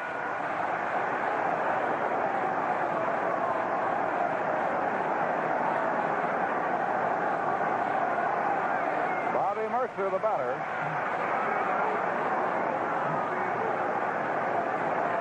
That is the second walk given up by Peters in the ball game. Throughout his career, Gary has averaged 3 walks per game. Mercer is 1 for 2.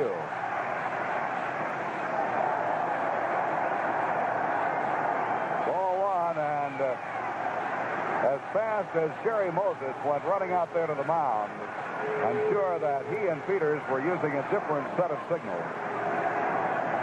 Wanted to remind him that he had changed the indicator with a runner at second base, John Ellis. Ball 2. Fans are getting right in the middle of this ball game. Activity in the Boston Red Sox bullpen, and your guess is as good as ours. Very possibly Sparky Lyle, however.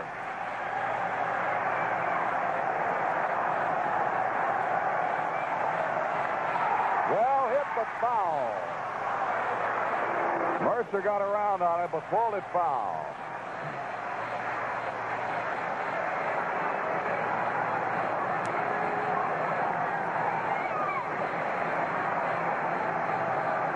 Cater at first base. Ellis at second. That one is going to drop in for a base hit. Ellis coming home. There'll be a play at the plate. No, there won't. The throw is way off. Peters backs it up, and the runners go up at extra base. Yankees are on the scoreboard, 4-1.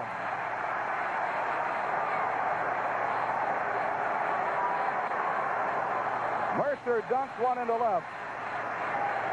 Went on to second base on the throw home. Cater is at third. And Eddie Casco will make his first official Major League trip to the mound.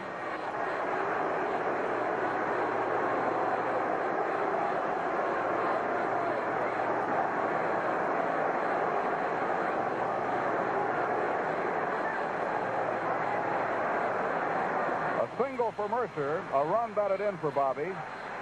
And an error is charged to the left fielder Yastrzemski on his very wide throw to the plate. The error allowing Mercer to go to second base. Casco will stick with Peters. Red Sox have Bill Lee and Lee Stang warming up in the bullpen. Kurt Blefary, the batter.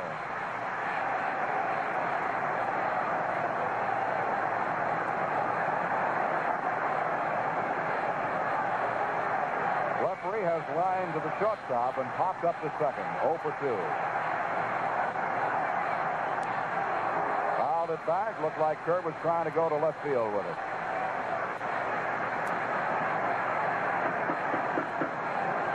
The run is earned off Peters. It's the first one he's given up this spring. He pitched 32 innings without an earned run in spring training.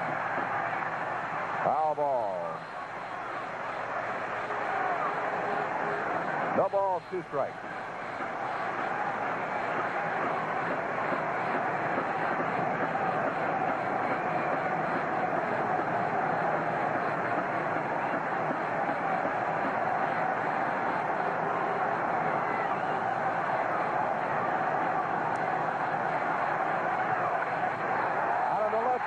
Going to be trouble.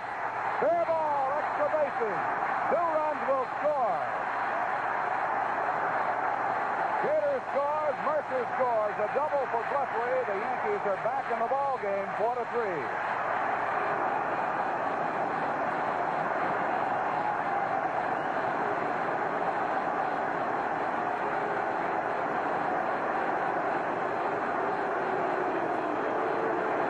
Excited on its feet here at Yankee Stadium. While the crowd is on its feet, Gary Peters will soon be on the bench. Casco to the mound again, and he will make a pitching change following Blefary's looping double down the left field line. You think about that hit of Blefary's. We'll talk to him after the game and find out whether he was trying to go to left field with it or not. Blefary, when I knew him with the Orioles, was strictly a pull hitter. But then last year, playing under the Astrodome at Houston, under Harry the Hat Walker, Blefary was taught and told to punch the ball to left field and hit it up the middle. The Astrodome not conducive to too many home runs. So Blefary has learned his lesson well if he was intending to go to left field with that one. On the first pitch to him, it looked like he was trying to go the other way. Then he hit the one deep down into the corner for 2 bases to drive in 2 runs. The Yankees trail now by just 1. It's 4-3. And Gary Peters is through here in the 6th inning. Peters allowed 3 runs on 6 hits. He walked 2, and he struck out 4.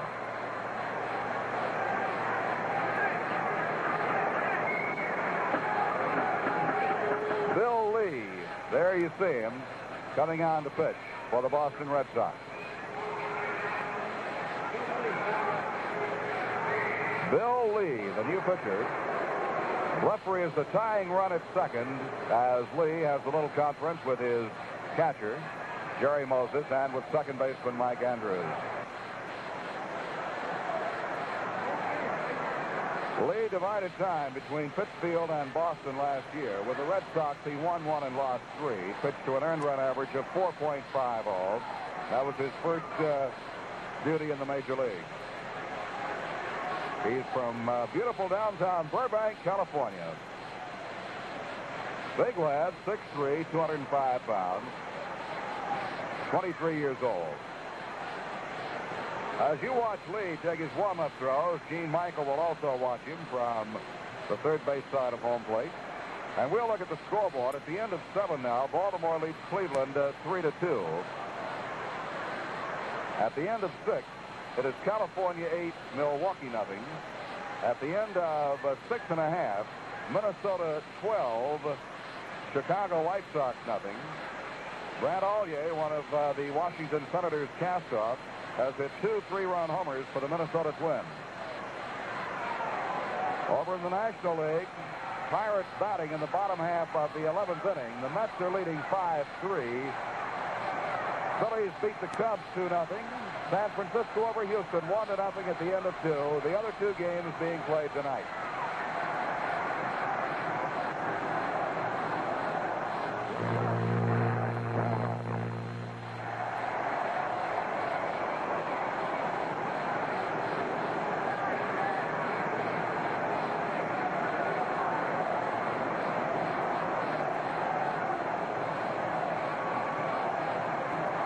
No strike.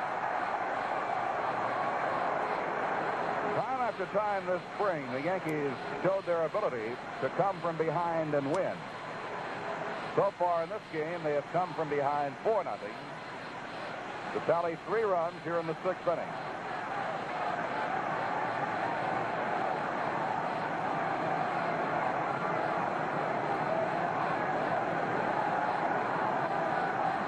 Strike 2-1. Gene Michael.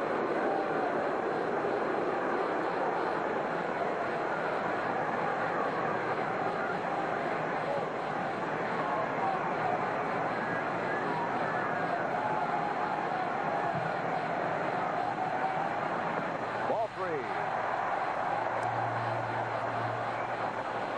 You saw the catcher, Jerry Moses, with his right arm, telling Lee to get that ball down. Leffery, the tying run, is at second.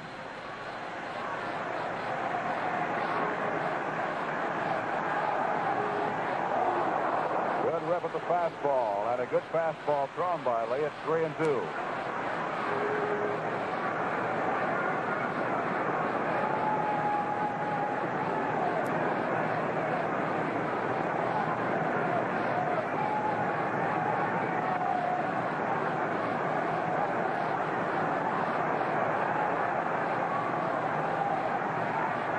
Back.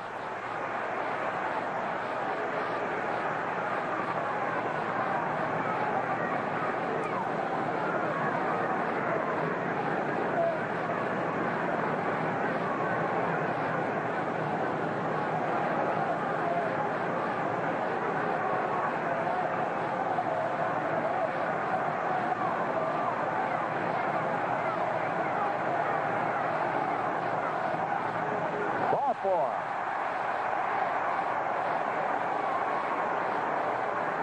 Michael walks. Klimkowski is due to bat, but we may see a pinch hitter. And we will. Ron Hansen. Ron Hansen will bat for Klimkowski. So for the first time,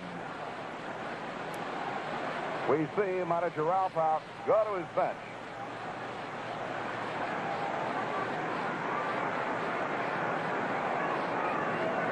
As he calls on Ron Hansen.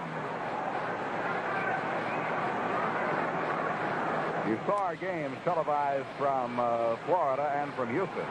You saw Ron Hansen wear number 57. But now that he has made the ball club and the season is underway, he wears number 28.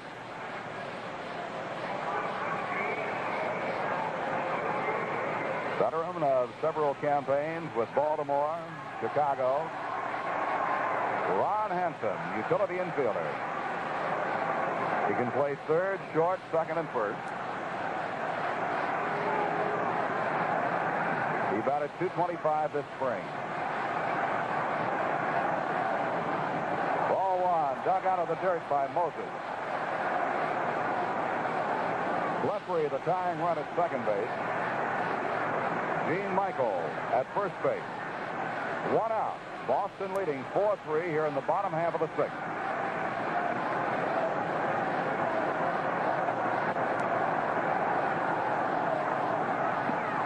Ball 2. Bill Lee with that zipping, sinking fastball behind. And again, time is called.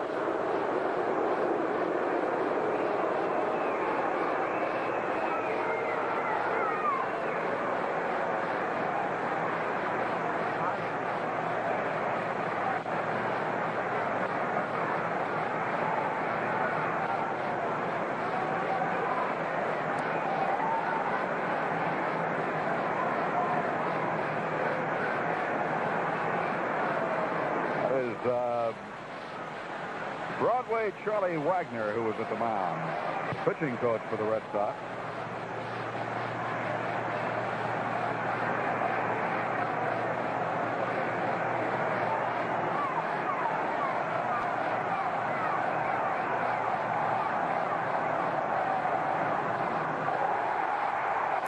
Reggie Smith in center has a beat on it and has it. So the runners go back as Hanson flies out to center.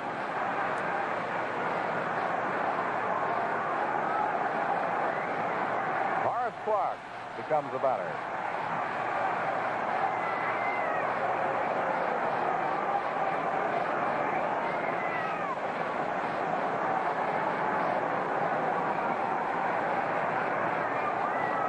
Clark is 2 for 3.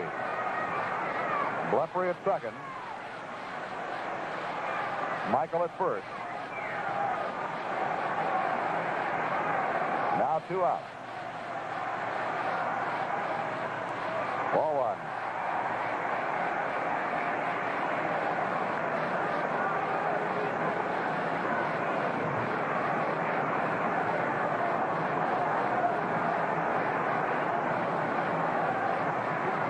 Slowly hit. Lee has to make the play, and he does. So George got to get Clark, and the side is retired. So the rally falls short by 1 run. The Yankees, though, do pick up 3 runs. On 2 base hits, there was a Boston error, and 2 men are left on. At the end of 6 full innings of play, the score, the Boston Red Sox 4. It takes a professional to make the great save. Our Carol Zakarowicz will never be able to stop a slap shot from center ice, but she can help you make great saves with Fidelity's new higher interest savings certificate. If rates confuse you, they don't confuse Carol. She'll show you how Fidelity can make more money for you with such things as interest compounded daily and tax deferment, facts you would expect from a banking professional. Bank with a pleasant professional. Fidelity Bank of Colony.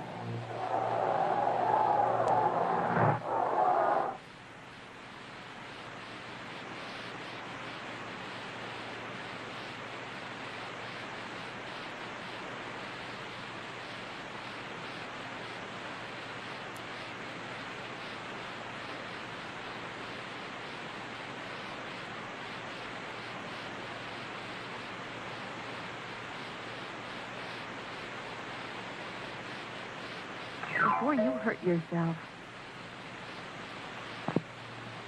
Ball game at Yankee Stadium. It's my pleasure, ladies and gentlemen, to turn the microphone over to the newest member of our Yankee broadcast crew, Bob Gamere. Sitting in with Bob will be Whitey Ford. Bob? Thank you very much, Frank Messer, and good afternoon over on the TV side. And we've got a ball game. Out of nowhere, it's suddenly a 1-run ball game. The Red Sox coasting along with a 4-0 lead.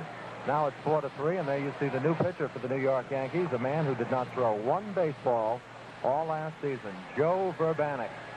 He had a sore arm last year, and to this very day, he doesn't know what was wrong with his arm. He went to the Mayo Clinic. He went everywhere. As he tells it, he saw over 100 doctors, and nobody could come up with a solution except for rest. So Verbanek rested the entire year, and now he's back, and let's see what he can do. I talked to him before the game, Bob, being able to help this Yankee pitching staff. There's Carl Yastrzemski stepping in. Yaz was off to a good start. He's 2 for 3. And oddly enough, the ball he hit the hardest was an out. Bobby Mercer making a nice catch back in the 4th inning. An infield single, a base hit, and a line drive to Mercer. Ball 1. Well, the Yankees will have a chance to test the Boston Red Sox relief corps. If the experts say there's one weakness on the Red Sox, or one question mark, it would be the relief pitching. 1-1, the count to Yaz.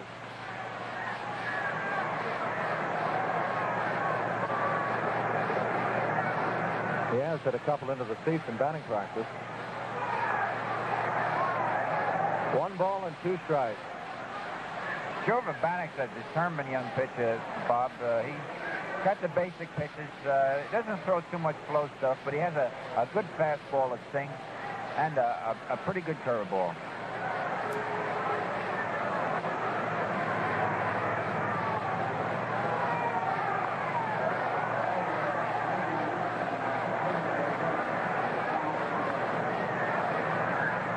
of the 7th inning, and it's a 4-3 ball game. The Red Sox got the first 4, and the Yankees got the next 3.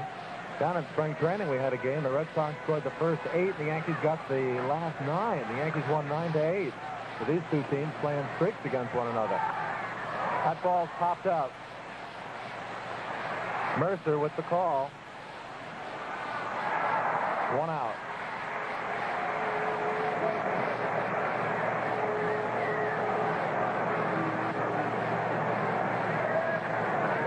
That's the second time that Yaz has flied out to Bobby Mercer in this ball game. Mercer's been a busy man out there. That's the 6th fly ball that Bobby Mercer has caught. There's the boomer, George Scott. George with a walk, a single, and a triple.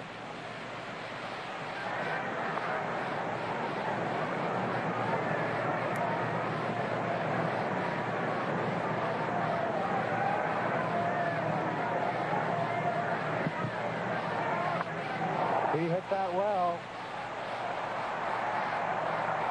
There's Mercer, and he's got another one.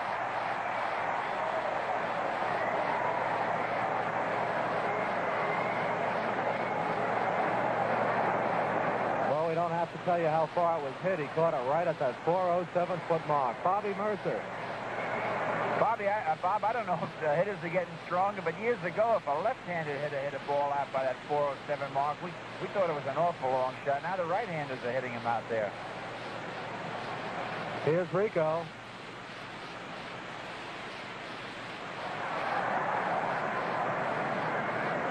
Bobby Mercer certainly looks as if he's an improved center fielder today. He sure has. He's moving around real well out there, and it's tough. That sun is right in his eyes right now.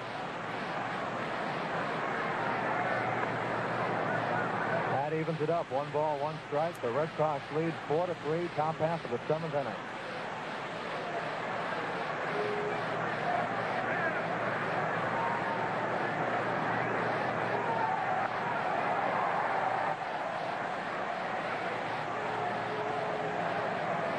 Looking ahead, the Yankees will have Munson, White, and John Ellis in the bottom half of the 7th after everyone takes the stretch.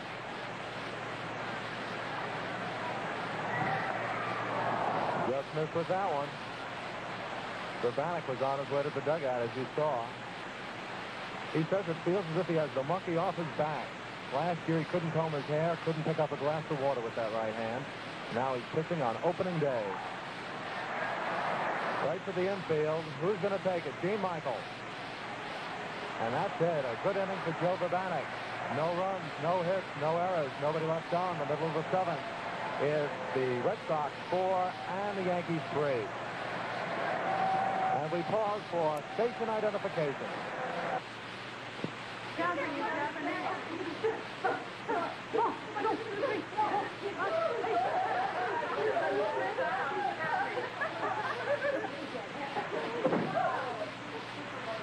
Time out. Would you like something? Your milk, I guess. Okay. Try this. What's that? Cottage cheese? I never saw this kind before. That's Light and Lively cottage cheese, a new kind from Field Head. Can I try it? Sure. 99% fat-free. Real creamy taste. And a serving has less calories than a glass of skim milk. Less calories than a glass of skim milk? And more protein, too. New Seal Test Light and Lively cottage cheese is 99% fat-free. Has a rich, creamy taste, yet less calories than skim milk. Light and Lively cottage cheese from Seal Test.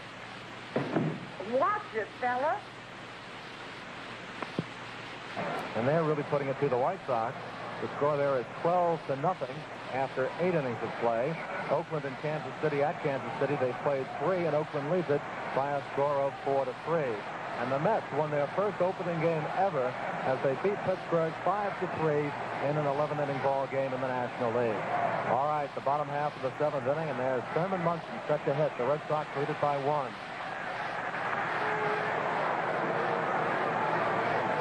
No balls and 1 strike. Bill Lee has won 1 game in the major leagues, and that was at the end of last season. His record last year with the Red Sox is 1-3. Munson will give that fake bunt once in a while, Bob, and he will bunt at times. And he keeps that third baseman in pretty close. It's going to help him in the long run. Mike Andrews, 1 out.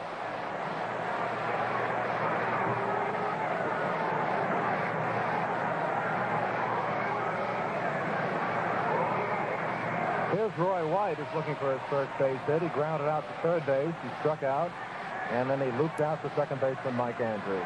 0 for 3 for Roy White.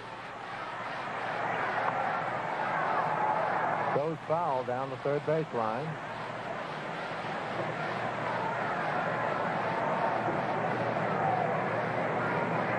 Well, if the Yankees get another run, they get Mel Stottlemyre off the hook.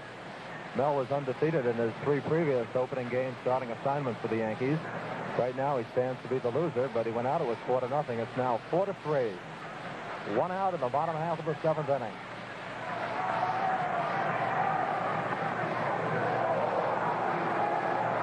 No balls and 2 strikes. Lee has found his control in this inning. At least he's getting the ball over better than he did when he came on in the 6th. He came in last inning. He looked a little fidgety and nervous, but he looks like he's got his composure back now. Just missed with that one. 1 ball and 2 strikes.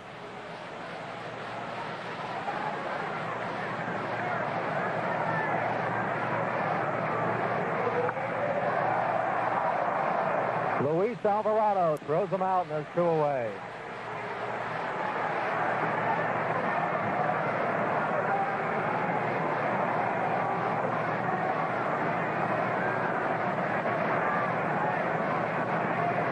Here's Johnny Ellis, who's been batting cleanup today.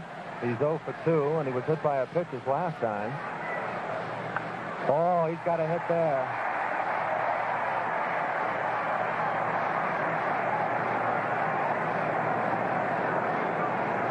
So Ellis didn't waste any time. There he is from New London, Connecticut, and he wrapped that one out.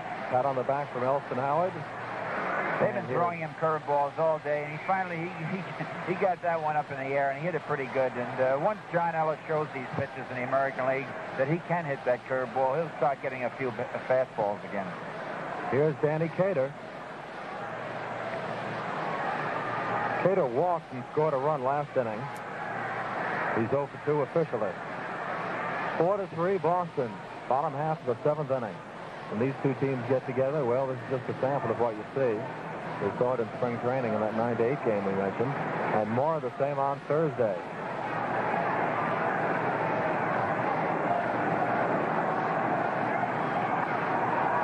Andrews going for it. Nice stop and a flip to Rico, and the side's retired.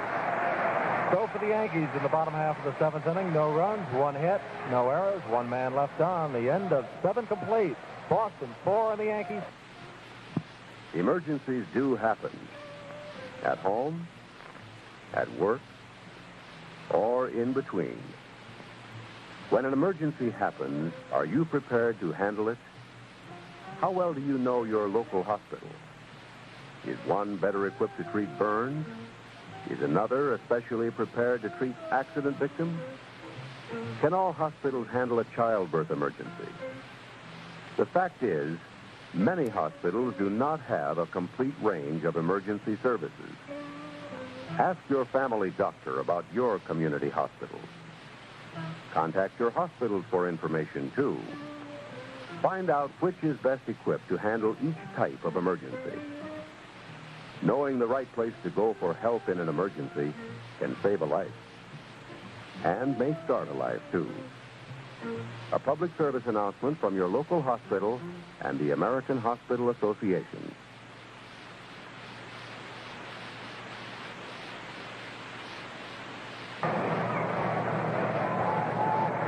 Well, we get set for the top half of the 8th inning. The Red Sox lead at 4-3. Joe Verbanek, who got 3 Red Sox to pop up in the 7th inning, on the mound now, and they'll have to face Tony Conigliaro, Luis Alvarado, and Jerry Moses. There's Tony. Tony was telling me before the game he has a pinched nerve in his right shoulder, but he says it's improved considerably. It was really bothering him at the end of spring training.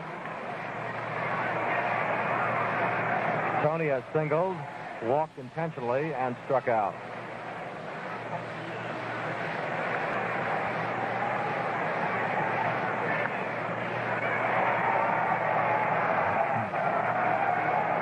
One and one, and Tony didn't like that last one. What a great comeback he had last year. On opening day last year, he had a home run down in Baltimore. First time back after being hit in the eye with a pitch. 2-1.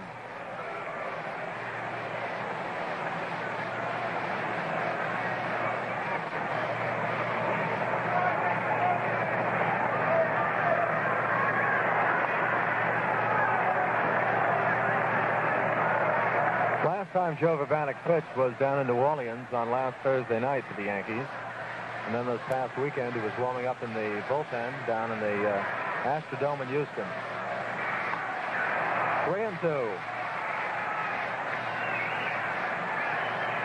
There's Tony C., and you can see his warm-up jacket on underneath his uniform. Most of these ball players also have long underwear today. Ball 4. That's no exaggeration. They use that thermal underwear. Tony Conigliaro on first, and Luis Alvarado will be the batter. Well, there's always the possibility of a bunt now, Whitey. Yes, definitely. It's the type of fella, he can beat out a bunt. He's got pretty good speed, this Alvarado. 1 ball. The only thing is the bottom part of the order is coming up. Jerry Moses is the on-deck hitter, and following him would be the pitcher's spot, Bill Lee. Well, if Lee can hit anything away like that Gary Peters, I think manager Catskill would try and sacrifice. Just missed the corner.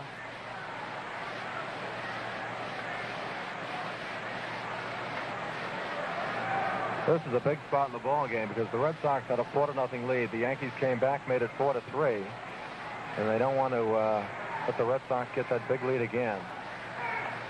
He let it go, and it was ruled a little high. Ball 3. So now with the count 3-0, chances are he'll let one go before he has to look for that bunt sign.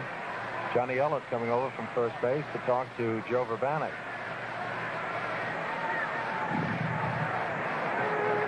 There you see Gene Michael at the left of your screen.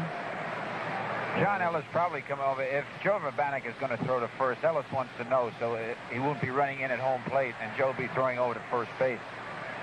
All right, he got that one in. It's 3-1.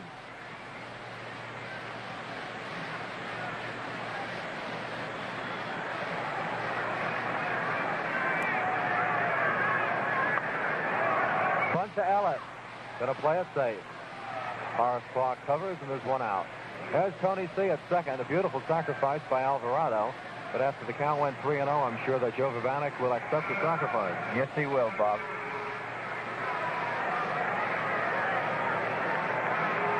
One out, and here's Jerry Moses. And what a story he's been this year for the Red Sox. Last year he hit 300 for Boston, but the knock on him was that he wasn't that good a defensive catcher, at least not in the minds of Dick Williams, the manager. Williams has gone. And just the other day, his catcher went. Russ Gibson was traded, and here Jerry Moses is the starting catcher for the Boston Red Sox. Nice stop by Munson. Moses is 2 for 3 today, and he hasn't looked bad at all behind the plate either.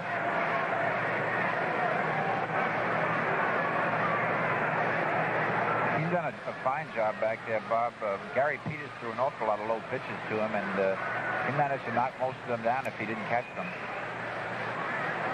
4-3 Boston. They've got a runner on second and 1 out. The curveball, as you saw, hangs high for ball 2. That's Tony C. You can see the top of him off second base. Joe Vabanek, the pitcher, and Jerry Moses batting. Top of the 8th inning in Yankee Stadium. 3-0 to Moses. And remember, the pitcher's spot is net. This is the point where Joe's not going to give him anything good to hit. If he walks him, all right, but he's trying to get him to swing out a bad pitch.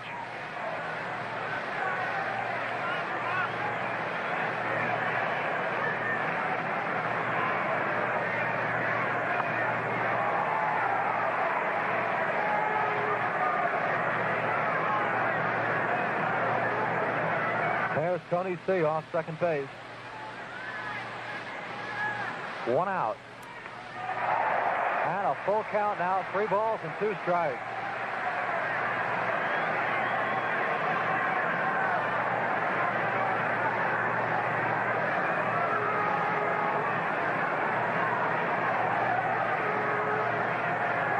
Ball 4.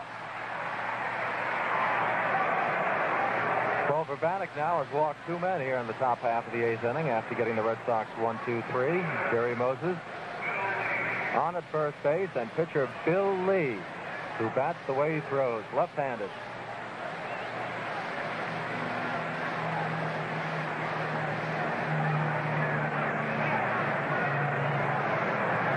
Ellis is in on the grass at first base. Well, he faked like he was going to bunt. Johnny came running in from first base. It's a pretty good play if he can do it. I don't know what kind of hitter Lee is, but a lot of times the manager in this case will have the pitcher bunting, even though there is one out, to give Mike Andrews a shot and keep out of the double play.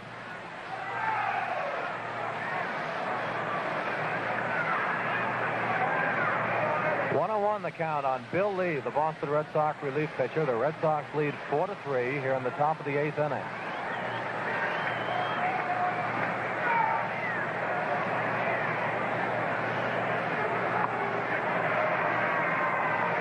One ball and 2 strikes. Now, what do you think, Whitey? That's the end of the sacrifice? Well, it's hard to tell what managers are going to do. Like I said, we don't know what type of hitter he is. If he's a poor hitter, they might have him bunting on the 3rd strike. Figuring even a strikeout is better than a strikeout is better than a double play, right, Bob? All right, I see Ellis is still in on the grass. 1 and 2. Well, there's the strikeout.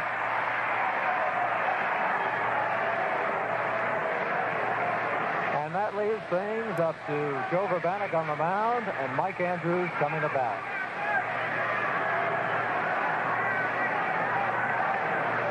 Well, the Baltimore Orioles picked up where they left off.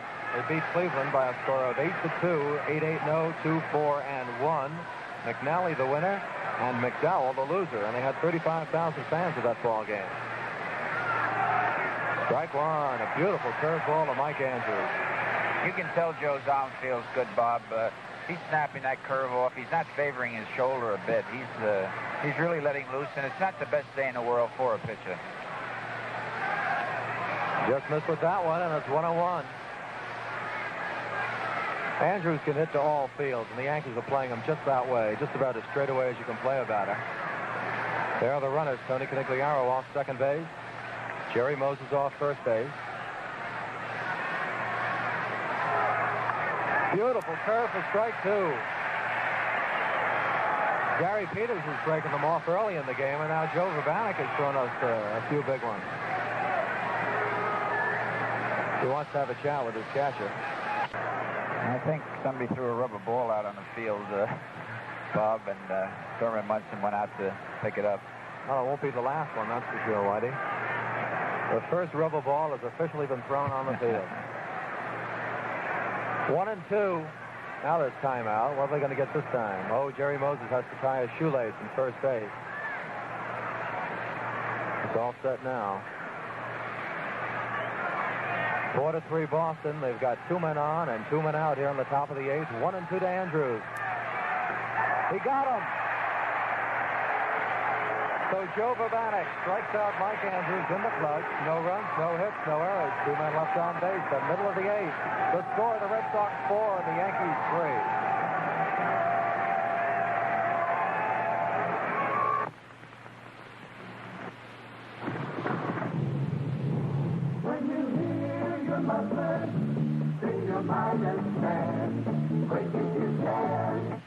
Get a safe, silent Midas muffler for your car installed free. Midas mufflers are so good they're guaranteed for as long as you own your car. Replaced if necessary for a small service charge only. See your Midas man today. 2 convenient locations in Colony at Stop 26 Albany Schenectady Road and 1/2 mile north of the traffic circle, Latham. It's the real thing. Coke is that's the way it should be. Coca-Cola, that's the way I want to see. Oh yeah, real thing. Coca-Cola, that's the way it is. With a bottle of Coke and the way it will stay. For the taste of your life, that's the way I want today. Oh yeah, the real thing. Coca-Cola, Coke. Long. No group is too small and no party is too large. So while good seats are still available for most games, I urge you to write for a free booklet. Or if you wish, feel free to call at Yankee Stadium. The number is 293-6000. Make this year's outing a combination of good fellowship and good baseball. Here's Bobby Mercer, bottom of the 8th inning, and the Red Sox lead it by 1, 4-3. Bill Lee on the mound.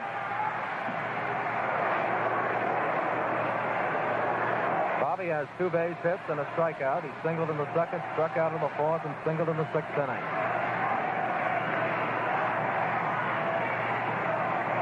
1-1. Bob, this is where a little strategy comes in. Eddie Casco, the Red Sox manager, knows that Ralph Houck has no right-handed pinch hitters left. He's got 5 fellas on the bench that haven't been in the game, and they're all left-handed hitters. That popped up foul. Who's going to get it?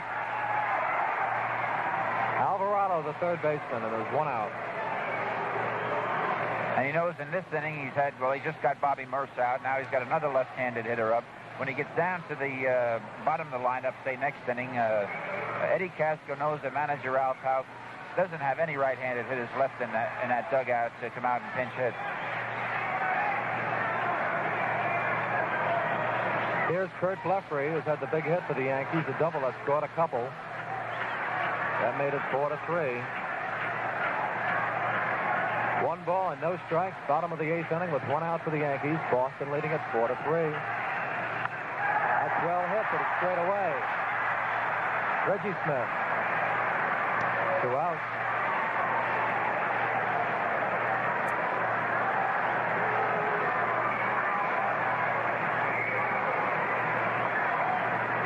And Gene Michael stepped in.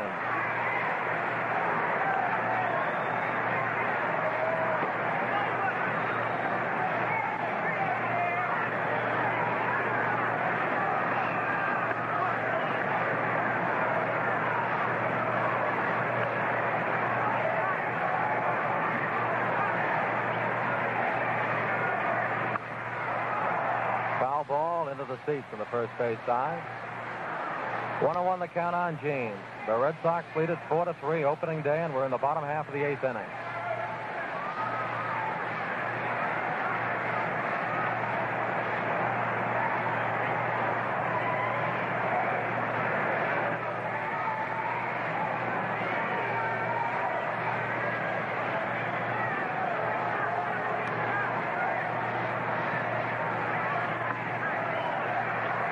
And 1 strike.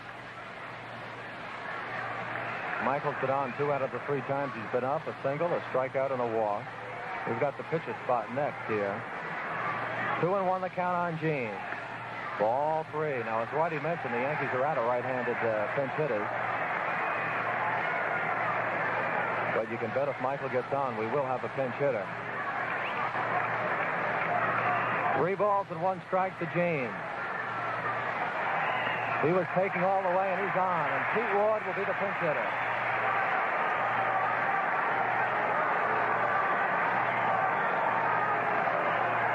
There's Pete Ward, a new acquisition for the Yankees.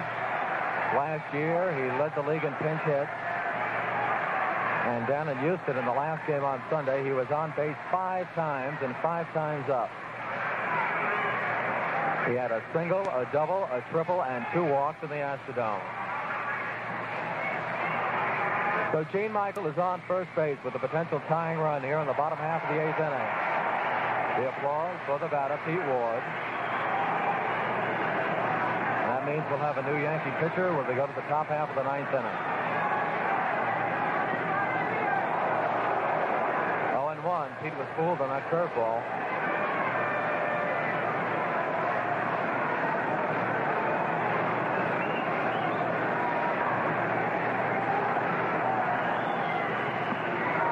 He's given him 2 curves in a row.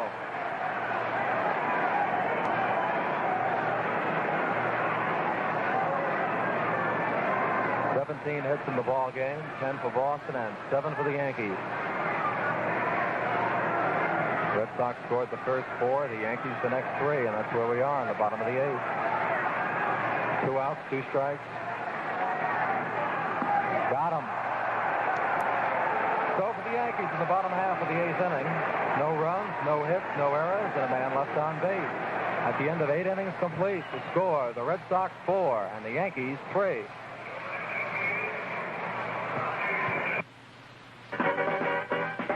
Cold, ice cold.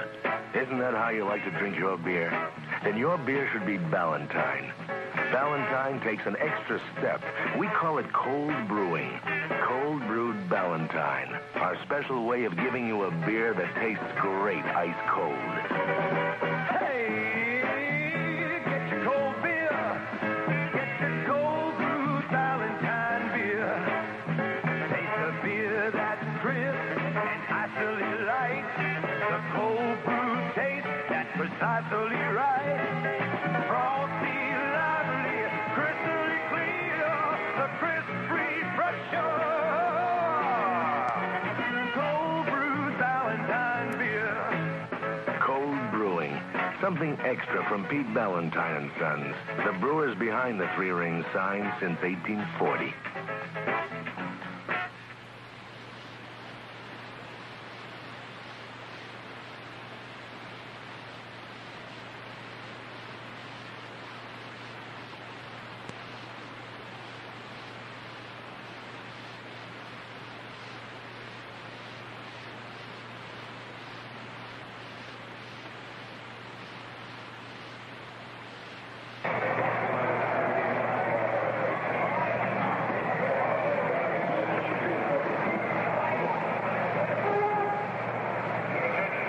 Well, Bob, it looks like we have another sinker ball pitcher out there, Jack Aker.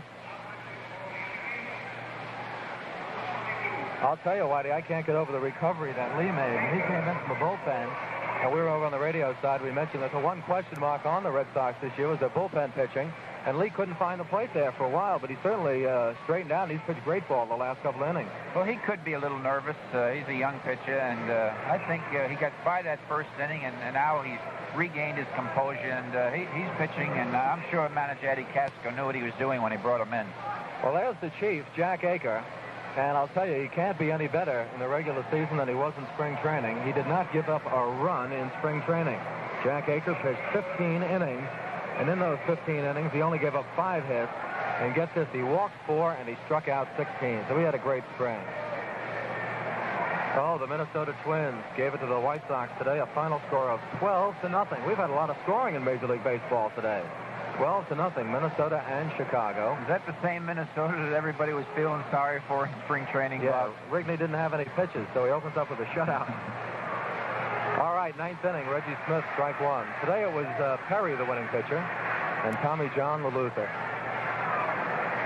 I'll tell you, Wrigley worries even though it's spring training.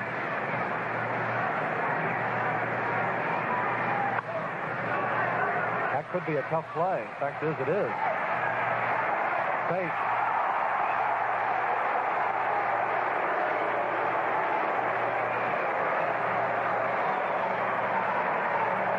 That's one of those do-or-die plays, Bob. The pitcher tried to get it. He couldn't get it. So the best thing for him to do is get over and cover first, and it was just hit too slow, and Reggie Smith's a real fast base runner. All that's his first base hit of the season. And here's Carl Yastrzemski. 2 singles and 2 flies hit to Bobby Mercer. One was really whacked, and the other was an easy catch.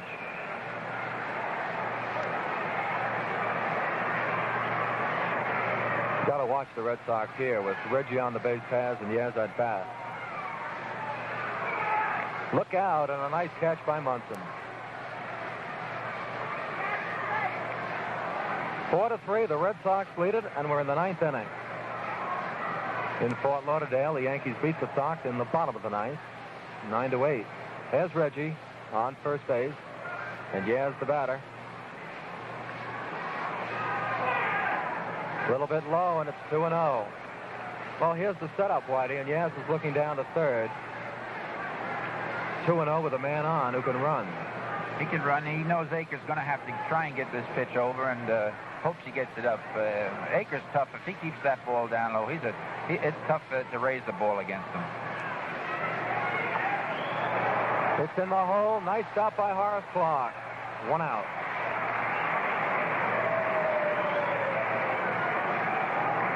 So Reggie Smith moves on down to second base, and George Scott will be the batter. Scott has really hit the ball. He walked, he singled, he tripled, and he fly out 407 feet away. Bobby Mercer catching the ball up against the fence in right center. Now, Scott is up with first base open. Following him is Rico Petrocelli, but he's been tattooing the ball also. He's at 2 double. Middle of this Red Sox batting order is Murda. And if they get the pitching, it's going to be some race.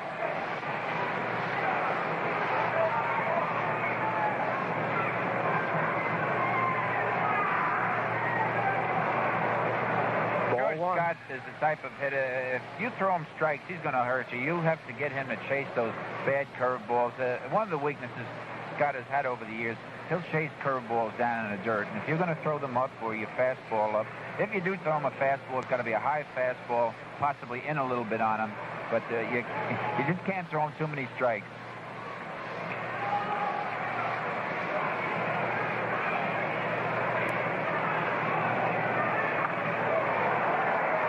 Danny Cater has the best shot at this one. Got it.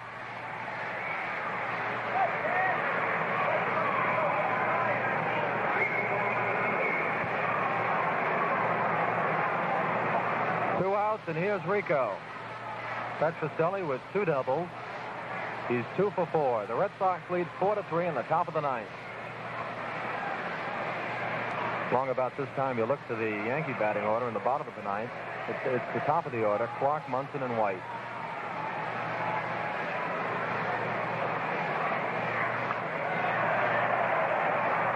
Munson is coming fast. They have a chance. Nice catch by Munson. Beauty. So that's it in the top half of the 9th inning. The Red Sox, no runs, 1 hit, no errors, and 1 left. We go to the bottom of the 9th. It's Boston 4 and the Yankees 3.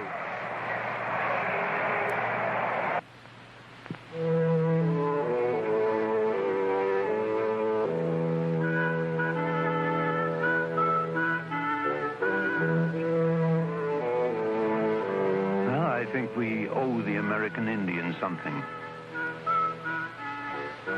After all, they're a part of our history, and now they need help. The infant mortality among the American Indian is much higher than the national average. Suicide rate among the young is 3 times as great as that of the rest of the country. School dropouts are double. We've just got to do something.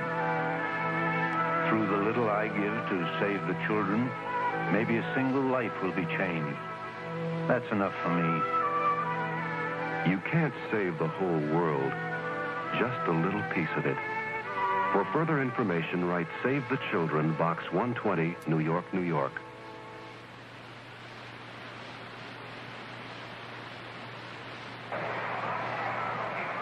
Well, on opening day, we've got a good one going right down to the bottom half of the 9th inning. It's the Red Sox 4 and the Yankees 3. The Yankees are at the top of their order coming up against Bill Lee. So here we are. The Red Sox got a 4-0 lead. The Yankees got 3 in the bottom of the 6th inning. And the crowd is roaring as we start the bottom of the 9th.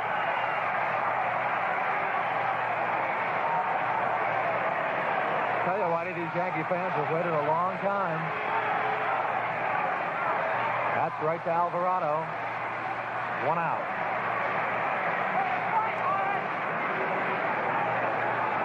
Thurman Munson steps in. I bet as a pitcher you like nothing better to calm the crowd than to get them out on that first pitch, right? Oh, that'll quiet a crowd down more than anything, to throw that first pitch and have it a pop-up or a ground ball like that. 1 out. I'll tell you, nobody's left this ballpark either. It's actually gotten more comfortable as the afternoon has gone on. Bob, the little I've seen of Lee, he's the type of pitcher, though, you can't let him get ahead of you because he looks like he's got a real good curveball and a fastball. And I think Horace is just figuring he's going to get a fastball at first pitch and try and pop it.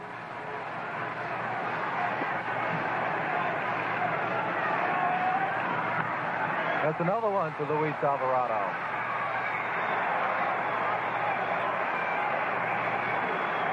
Two outs in the bottom of the 9th inning. And it's up to Roy White. Roy's looking for his first base hit. He's 0 for 4, and twice he's grounded out to third base for Luis Alvarado. Well, that was a quick inning for Bill Lee. There's your ball game. And the Red Sox win the opener for the New York Yankees. The final score, the Red Sox 4 and the Yankees 3. A very quick final inning for Bill Lee, and there he receives the congratulations. Eddie Popowski gives him a pat on the back. And the Red Sox win game number 1 of this 2-game series from the Yankees by a final score of 4-3. 4 runs, 11 hits, and 1 error for the Red Sox, and 3 runs, 7 hits, and 1 error for the New York Yankees. fans certainly had a lot to cheer about here at Yankee Stadium today. In that the Yankees made a comeback, scored 3 runs, got everybody excited, but they just came so close and then couldn't get that 4th one across. And the pinch hitters didn't help today. Woods, Hansen, and Ward all made out for the Yankees. Hansen and Ward in key situations. But as Whitey mentioned, when you got down to Ward, Ralph didn't have any right-handed pinch hitters left because he was playing both Cater and Ellis in the ball game. So the Red Sox win it, and Gary Peters is the winning pitcher, but he had to have that help from Bill Lee, and Lee, for a rookie, certainly came on and did the job. Mel Stottlemyre loses his first opening game assignment. He's won 3 games on opening day. So we take a day off tomorrow, and then we'll be back here at Yankee Stadium.